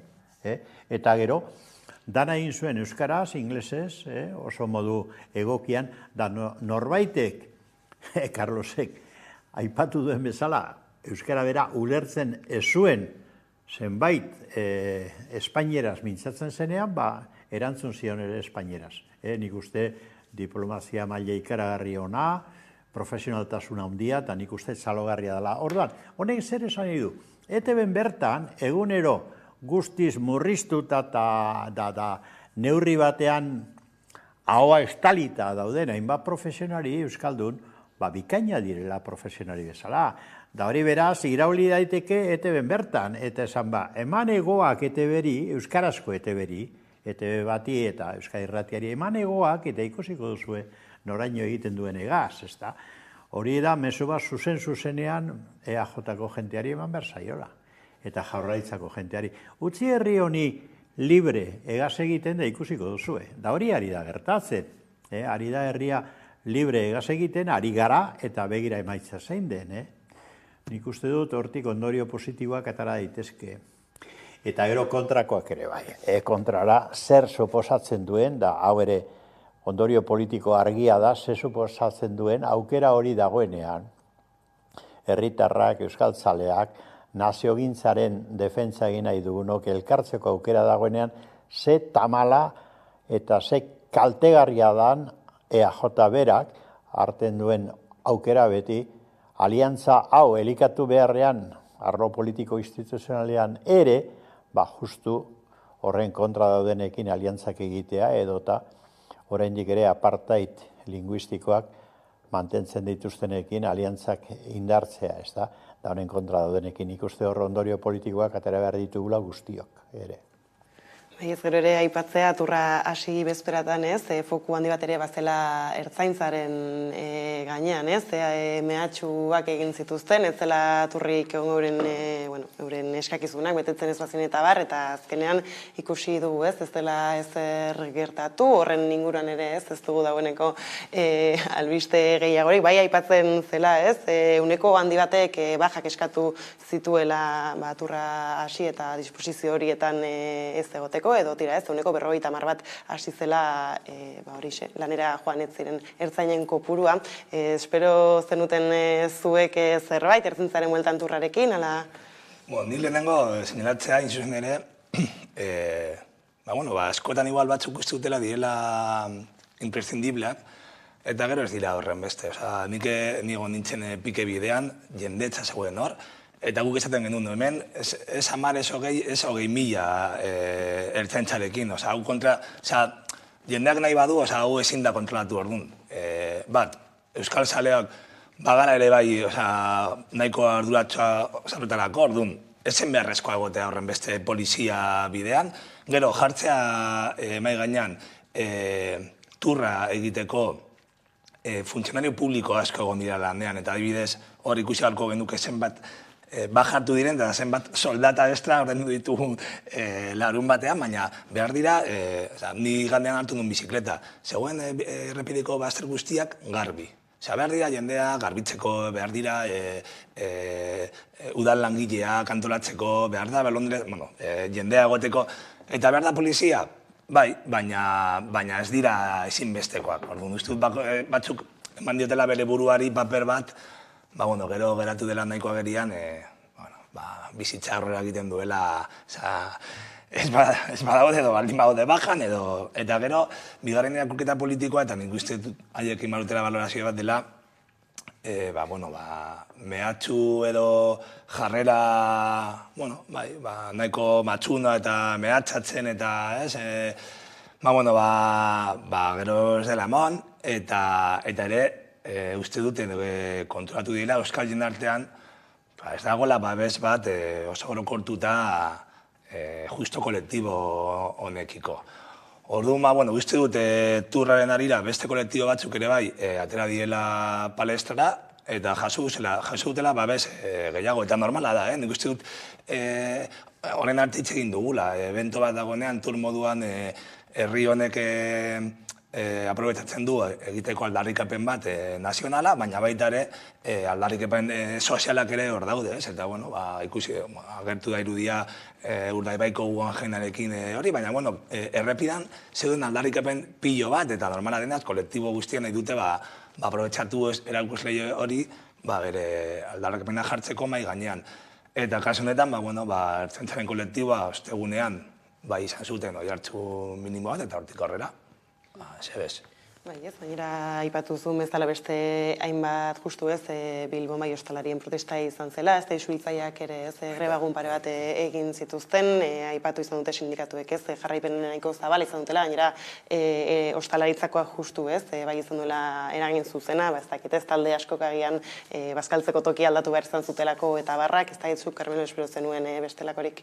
Baina, guztien normala da gainera, aldarrikapen horiek egitea, ze bosgorailu handi bada, milioika eta milioika personak adi-adi ikusten dute hori, eta ordan normala da gatazka bat dagoenean, gatazka hori aurkestea behintzat, halako bosgorailuen aurrean hori oso normala da, eta ikusi dugu Bilbon bertan, aipatu dituen kasuak, ez da. Ertzaintzarena aparteko puntu bada nik uste dut. Ni bai kezkatzen hau, eta ikusten dut kezka handi bat dagoela hemen, herritar askoren inguruan zergatik. Fondoko arazoa dago hor. Ertzaintzan agertu den monstru hori, ze monstru bada, sindikatuak eta ordezkari laborala baino asko zurrunago doa, eta asko sakonago, eta nik uste ertzaintzaren beraren sorrera prozesuarekin eta garapen prozesuarekin zerikusia daukala. Hau da, nola sortu zen ertzaina, no sortu zuen EAJak nagusiki, ez da? Lehenengo Berrozi talde ura dago, talde, nahiko susmagarri ura dago EAJari berari lotuta barne giroan, da hori izan zen nolabait esan embrioi bat, baina, klaro, zer zegoen hor, ja horrek ematen zion marka partidista berezi bat, ertzaintzari, da gero, ze akordio eginda, hori ez da inoiz publiko egin, baina ze akordio eginda estatuarekin militar espainiarra sartzeko, eta ez edo nolakoak, Guardia Zibilak, Polizia Espainiarrak sartzeko, hau da, zema dira, eta nolakoak eta ze postutan dira, militar Espainiarrak, Guardia Zibilak eta Polizia Espainiarrak ertzantza deitzen den, hau da, herriko polizia euskalduna deitzen den talde horretan. Hori oinarrizko informazioa da, eta ukatu egiten zaigu eta izkutatu egiten da, baina nik inpresioa daukat, eragina handia daukatela, personaia anti-euskaldunak, argi esateko ertzantza barruan, ez da? Eta oso erasokorrak eta eskuin muturreko ideologiakoak, ze hori ikusi egiten da, egunotan sareetan. Zemak jupol edo jusapol edo alakoa daude ertzantza horretan, hau da eskuin muturreko jentea, oso erasokorra gainera, ez da? Hori ez da ertzantzan propio izateko jende multzo bat, ez da? Ordan ertzantza hitz egin dezagun argi, egin behar da berraztertu goiti bera eta hor bestelako ertzantza bat egin behar da. Ez hau, orain dagoen ertzantza hori egongo dira zintzoak, noski egongo dira, eta ni baten bat aukera izan du zorionez ezagutzeko, ez da, halako gatazka batean. Baina hor dagoen hori guztia, iluna baltza, erasokorra, anti-herritarra, anti-euskalduna, hori ezin da onartu jarraitzea ertzantzan. Eta hor gauza batzu larriak, kasetari ezagun bat, Xabier Lapiz, erasotu, mehatzatu, eta egundoko jasarpena egiten diote, hori onartezina da alde guztietatik. Euskal Telebistan lan egiten duen kasetari oso ezagun bat, euskalduna eta euskaltzalea bide batez esan da, ez da? Eta, klaro, hori nik uste dut oso larria dela, ze egiten du Jaurlaritzak hor? Zergaitik ez du esku hartzen, zergaitik ez du defendatzen kasetari hori, eta guztion eskubidea halako jusol eta jusapol eta halakoak izan ordez hor. Zergaitik ez du depuratzen hori? Nik uste dut onartezina dela. Zergaitik saiatzen da diruz erosten? Dirua? Ez da dirua hor eman behar dena. Eman behar dena da garbiketa eta argipen bat. Eta aldatu behar da goiti bera ertzantza. Benetan ertzantza izan da hau da herritarren zaindariak. Hau ez da. Hau mehatxua da. Ez bakarrik turraren kontra, herritarren kontra mehatxua.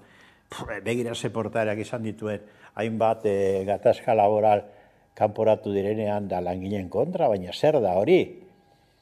Eta ze kurrikulum dauka ertzantza horrek, zemat torturatu, zemat erail, zemat ejekuzio extrajudizialak, hori da ertzantzaren historia, tristea.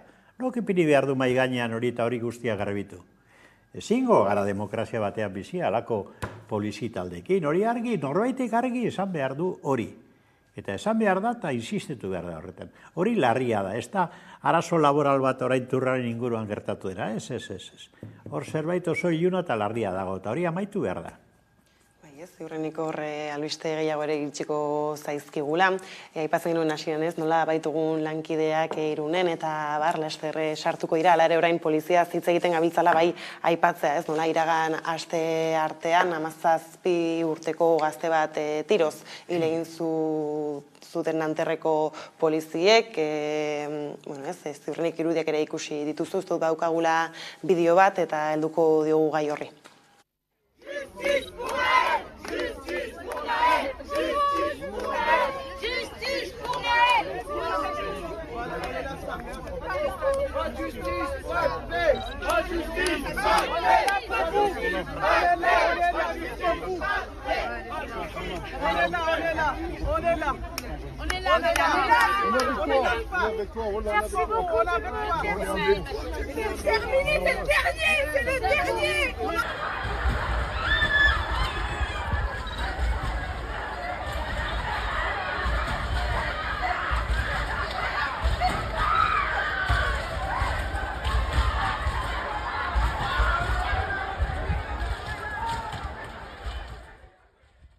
Tira ez dakit zer sentsazio ez, albiste hau ikusi zenutenean, Carlos, ez dakit horixe ez, gainera oraindik ere ez, jarraitzen dute protestek, ez dakit gaur irakurtzen nuen ez, ostiralean adibidez 45.000 polizia desplegatu zituela Frantziako gobernuak, gobernuen partetik ez aitzezpenak soilik protestei, hildakoaren amak ez eskatzen zuen errebolta bat gauzatu zedin. Ni lehenengo albistea, eta bideo ikusi nuenan, esan pentsatu nuen,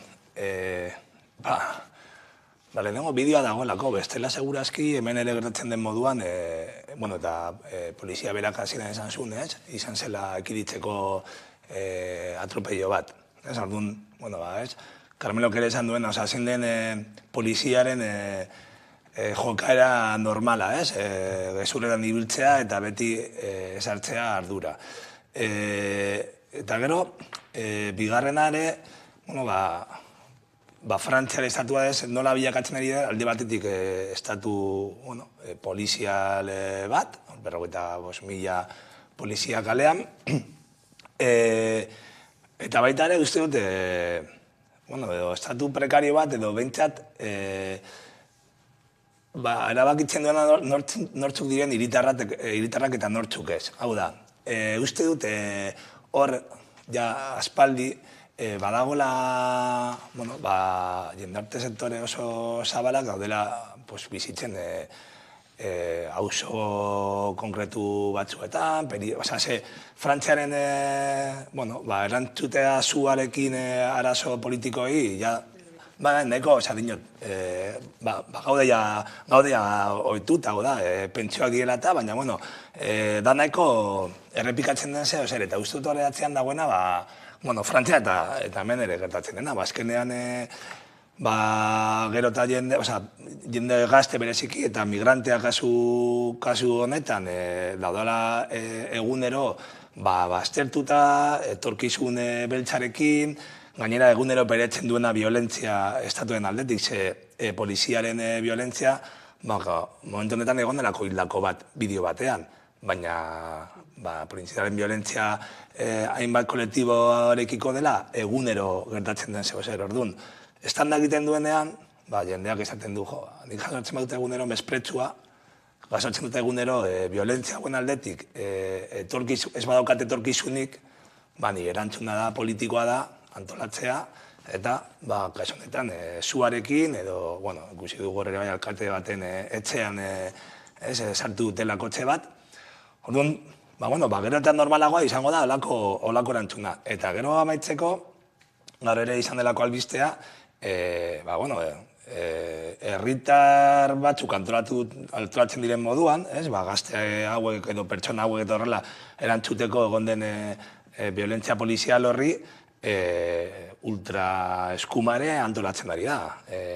Gaur gauean ere, egon dira, eurek pizkat aldarikatzen Frantziaren babesleak haiek direla. Eta hor ere bai, nola ere sortzen den erlato bat, eskuma eta ultra eskuindarra eta hemen ere dira patriaren eta guztion ondasunaren babesleak eta besteak dira barbaroak, ez dira hiritarrak, ez dira migranteak eta dira bigarren eskalako biztanleak edo hiritarrak. Nira irakurtzen nuen ere ez, 1.200 gora atxilotu ez gau bakar batean, ostelen esaterako, eta horietatik erena adin 18 urte bete ez duten gazteak. Hori da. Hemen maila asko daude, ez da, azterketarako eta guztiak oso sakona. Nik uste oraindik ere ez gara konturatu hemen, baina honek daukan dimensioa, krisi dimensioa estatu frantzesean ikaragarri handia da. Ez da bakarrik Macrone bertan bera utzi duela Alemaniara egiteko zeukan bidaia ofiziala, horrek asko adierazten du, ze Macronentzat Alemania eta askorentzat Alemania da Europar Batasuneko burua, eta bertan bera utzi behar izan du, eta horrek adierazten du gauza asko, baina hori baino gehiago, 17 urteko mutiko bat, Nael, kotxean doa, dalako batean, irudietan ondo esan du Carlosek, eskerrak irudia zeudela, askotan bideoa dira demokraziarako, herri demokraziarako oinarriko elementu bihurtu dira. Ze poliziak eta gobernuek gezurra esaten dute, gezurra, eta izkutatzen dituzte, babestu egiten dituzte, erailketa nazkagarriak hau esala. Ikusten zen burura nola armarekin apuntatzen zion, da gero nola egiten duen tiro, ezta? Ikaratuta dauden gazte batzuk kotxe baten barruan, hombre. Eta horren atzean, nunbait, bazegoen poliziaren portaeraren aldaketa bat okerrera, ja, agindua esaten, hauen kontra tiro egin behar duzuenean, tiro egin. Hori agindu bat zen nunbait. Klaro, ordan hor ze gertatzen da, ezta? Fondoko arazo larri bat. Zergatik gertatzen da hori, eta zergatik etorkinekin behin da berriro.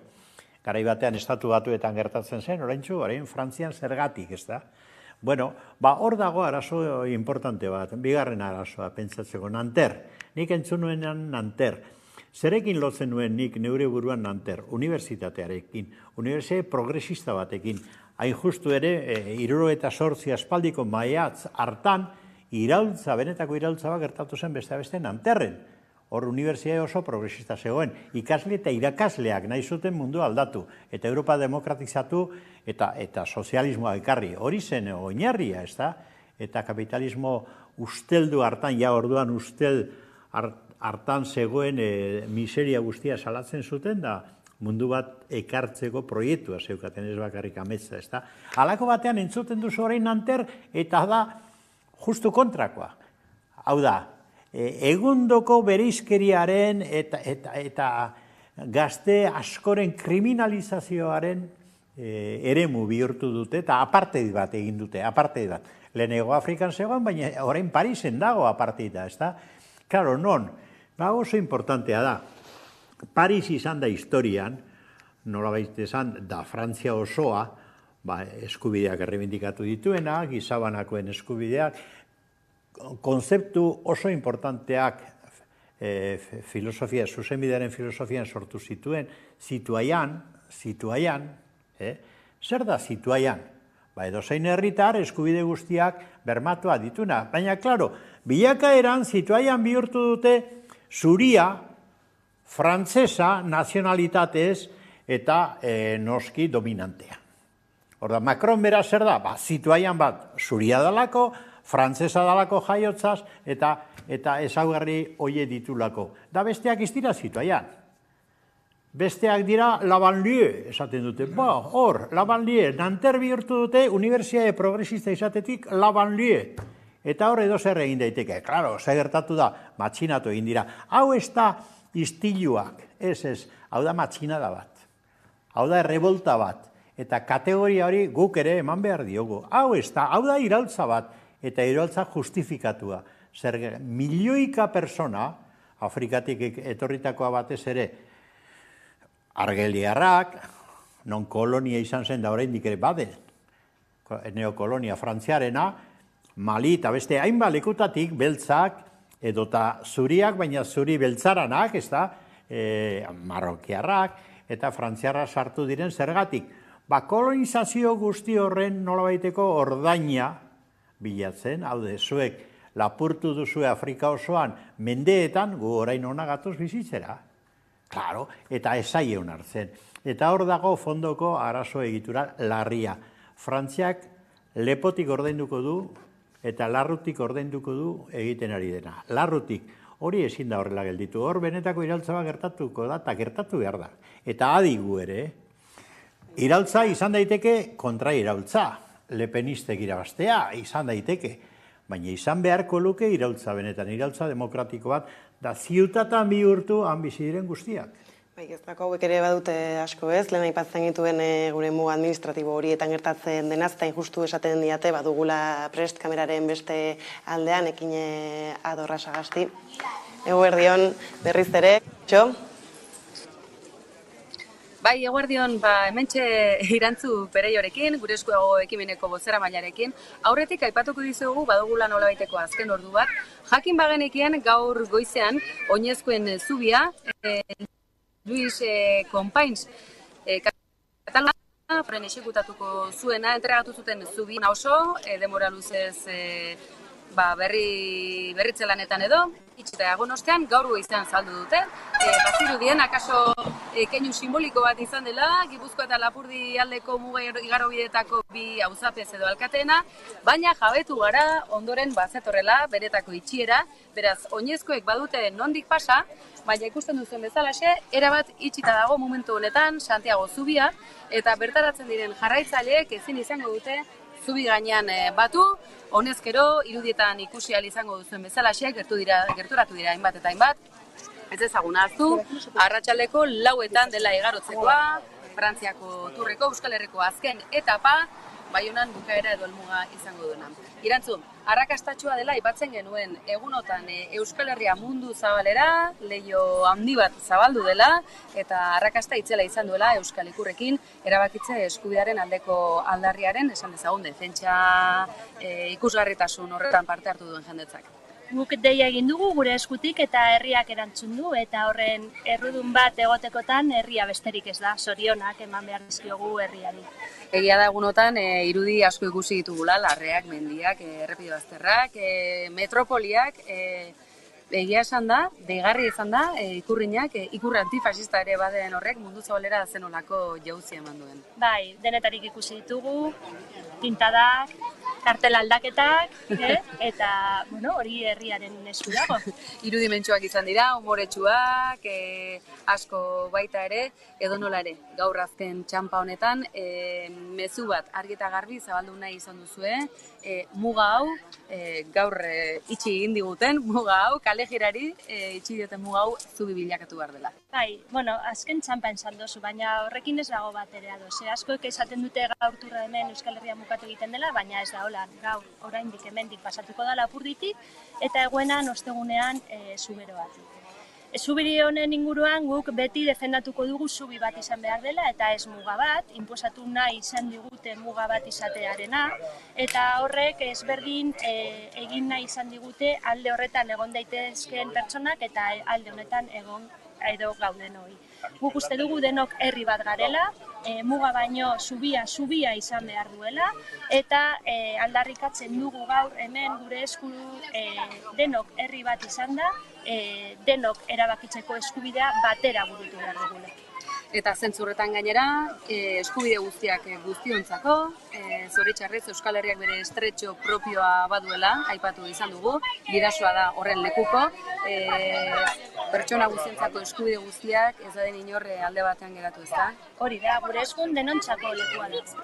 Denontzako esaten dugunean, denontzako. Berdin dio kolorea, berdin dio arraza, denontzako. Europatik ere sartzeko bidea baldin bada, gure herrira sartzeko bidea da. Eta holan esan behar du, denok batera, etorkizuna denok burutzen. Bukatzeko, aipatu duzu, Zuberoa ere zeharkatuko dela, Frantziako turrak, ez dugula ahaztu behar.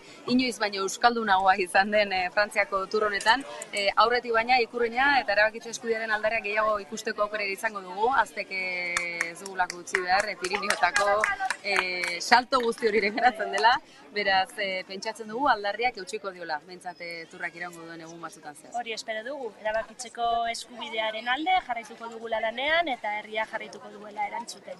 Irantzu Pereio, gure esku dago, eskerrik asko. Eskerrik asko zuei. Ba, alaxe, hauxe momentuz, Santiagoko zubi honetan kontatzeko duguna, irudia behintzat ikus dezakezuen bezalaxe, bertaratu diren zaletuena da.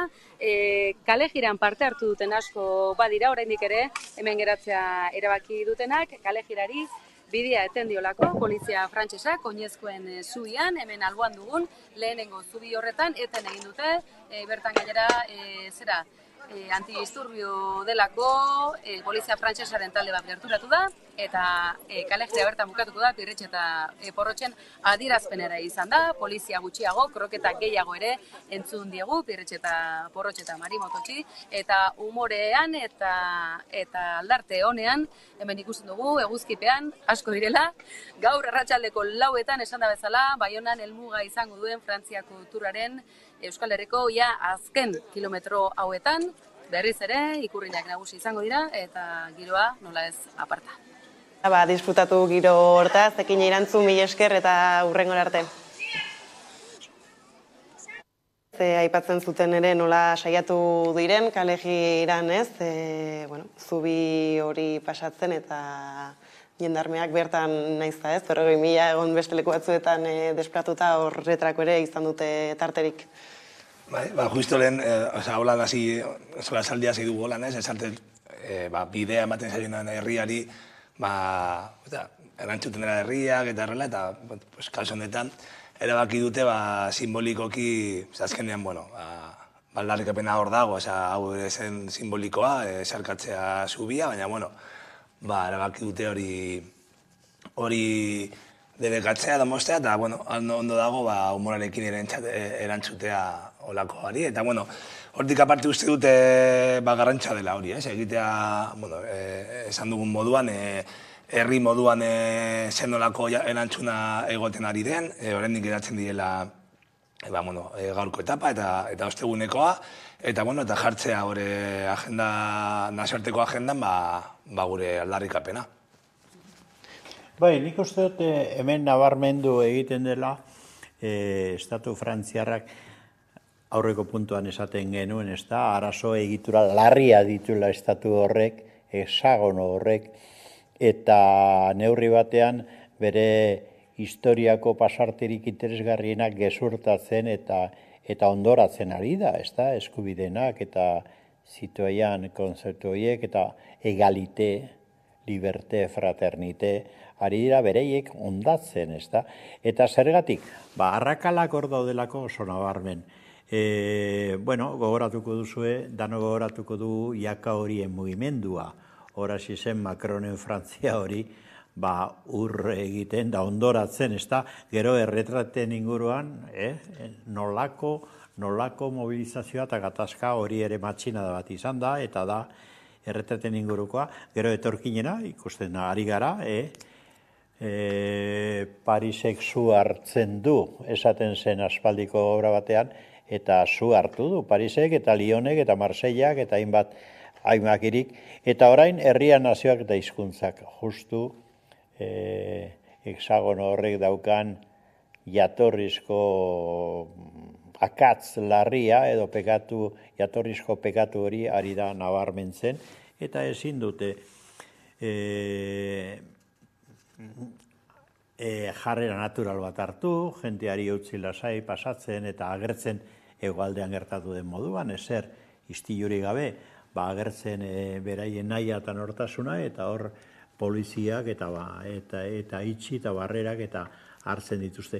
Hoie dira Frantziar estatuaren aje nagusiak, eta aje horietatik ezingo du aurrera egin politika horiekin, hori hola dago, nik uste dut guk egin behar dugula aurrera, gure naziotasuna, naziogintza, gure hizkuntza eta gure herritartasuna frogatuz, da beraiek nekez egingo dute, hau da, frantzesez ere Pays Basque esaten zaio, zer nahi dute, Pays Basque da Euskal Herria, orduan zer nahi dute, ez da, eta Euskara hor dago, eta ikurriña hor dago, Leclerc horren ondoan ikusten duzu orain bertan ikurriña, orduan zer nahi duzue, ito nahi duzue gure nortasuna, ezingo duzue ito, ez da, jendarmekin ez behintzat, nik uste hor Macronen politika propioki eta Espainiar estatuak eta Frantziar estatuak ure egiten dute, ze nik susmoa dut hemen Espainiar estatuaren konplizitatea ere badagola, muga hori izteko.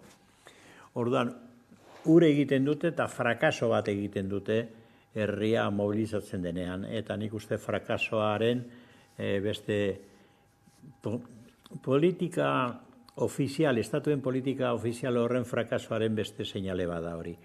Nik susmoa du gainera, eta, irakurri genuen, eta Frantziako turraren zuzendaria berak ze azalpen interesgarri eman zituen, ez da? Prentzaren bidez, Garan eta Berrian da egindako elkarrizketetan. Eta nik susmoa dut Christian Prudhomme, gainera deitura historikoa dauka, Prudhomme hori, ez da? Christian Prudhommek asko hobeto ulertzen du eta askoz jarrera koherenteagoak hartzen ditu turraren zuzendari orokorrak estatu frantziarrak eta Macrone paino. Orduan ikuste gauza lehertuko zaiola Macroni. Kontua da kontuz, hemen ere ametxik ezin dugu egin nondik lehertuko den. Bai Frantzian eta bai Espainiar estatuan nondik lehertuko den. Ez ote den lehertuko eskuin muturrerantz eta eskuinerantz. Hori da benetako arazo bat, eta euskaldunok hori kontutan izan behar dugu. Da horrek, bultzatu behar gaitu gainera gehiago, Euskal Herri barruan, hemen, gure arteko herritarren batasun sendo bat egitera, sendoa, propioa eta progresista egitera, ze beharko dugu, koiuntura historiko honetan. Itxaron beharko dugu alako lerketarik ala ere, eta bai bukatze aldera aipatzea, ez justo Irundik sartu zaizkigula lagunak, nola iragan ostialean alardea ospatu zen bertan, eta alarde parekidearen lehenengo saiakeratik, ez, 27 urte pasa diren honetan lehenbiziko zalkateak agurtu egin du, ez dakite irudi horiek ikusi dituzuen. Bai, eta gaur ezpen egotea hemen Zurine Rodríguez hori komentatzeko, zoritxarrez bi gizon ere egon da, baina bentsat, nik uste dute alde batetik, instituzioa izan barko zen eskubide baten berme orain egitea, nahiko adierazgarria dela, ez dute, belandu egin da, baina instituzioa izan barko zen abanguardia eskubiden defentsan, eta kasu honetan esan dugun bakarra da, ez dela izan. Orduan, ez dugu, ni bentsat, uste dut ez dela txalotu behar, berez egin behar dena. Osa, ondo, ez diot emango Santan hori pin edo txapa berezirik, agian da egun historikoa, eta borrokaren lorpena dago kalean, uste dute Irungo emakumeek lortu dutela behartzea udala edo kasatan Santan hori, eta egon dira zinegotzi guztiak harrera egitera, baina harrera berez egin beharko zen. Orduan ez du egin ezer berezirik, baina onartzen dut, dela zehose historikoa, eta uste dut fokoa jarri behar dela, hainbat urtetan borrokan eta kalean eta guztiaren kontra borrokan egon diren emakume horietan. Alarde parekidean ez gertza jende gehiago bai badagoela, ez? 1900 pertsonak hartu dute aurtengoan parte, minutu bat esaten diate falta dela bukatzeko, Carmelo? Bai, begira, nik oso kritikoa izan behar dut Santanoren jokabide horrekin. Nik badakit urte luzeetan hain jasarturik eta zigorturik egon den parekidearentzako ematen duela pausu bat aurrera eman dela. Nik ez dut uste, nik ekitaldi elektoralista ikusten du Santanoren aldetik, egin du 21 urtetan. 21 urte ez dira bihazte, ez da, zer egin dut, orain dator balkoira alako keinu bat, txapela gorria jarri eta keinu bat egitera Franco egiten zuen antzekoa, por cierto, ez da, horrela, hori ze keinu mota da, ez da, ez, hemen arazoa beste bada, eta da, berak justifikatu nahi izan du, eske orain bake soziala dago, ez da egia gezurra. Ekailaren 22an kriston istiluak egon ziren San Juan plazan, eta hor ez dute zer egin, eta hori lotzagarria izan zen. Alardea egitegotan egin beharko litzake alarde bakarra eta guztio berdintasunean, eta hori da pausu bat. Eta Santanorena da nire ustez, broma bat. Honekin hemen utzi behar du gorko solasaldia, eskerrik asko Carmelo eta Carlos gaurrekin izatearen, eta orain jarraian eguneko albistek mueltatuko gara. Kaixo, gu piztia gea. Eta gure kanta sarrenan. Bideo barrizena. Beltza. Ikusi Amaika telebistan.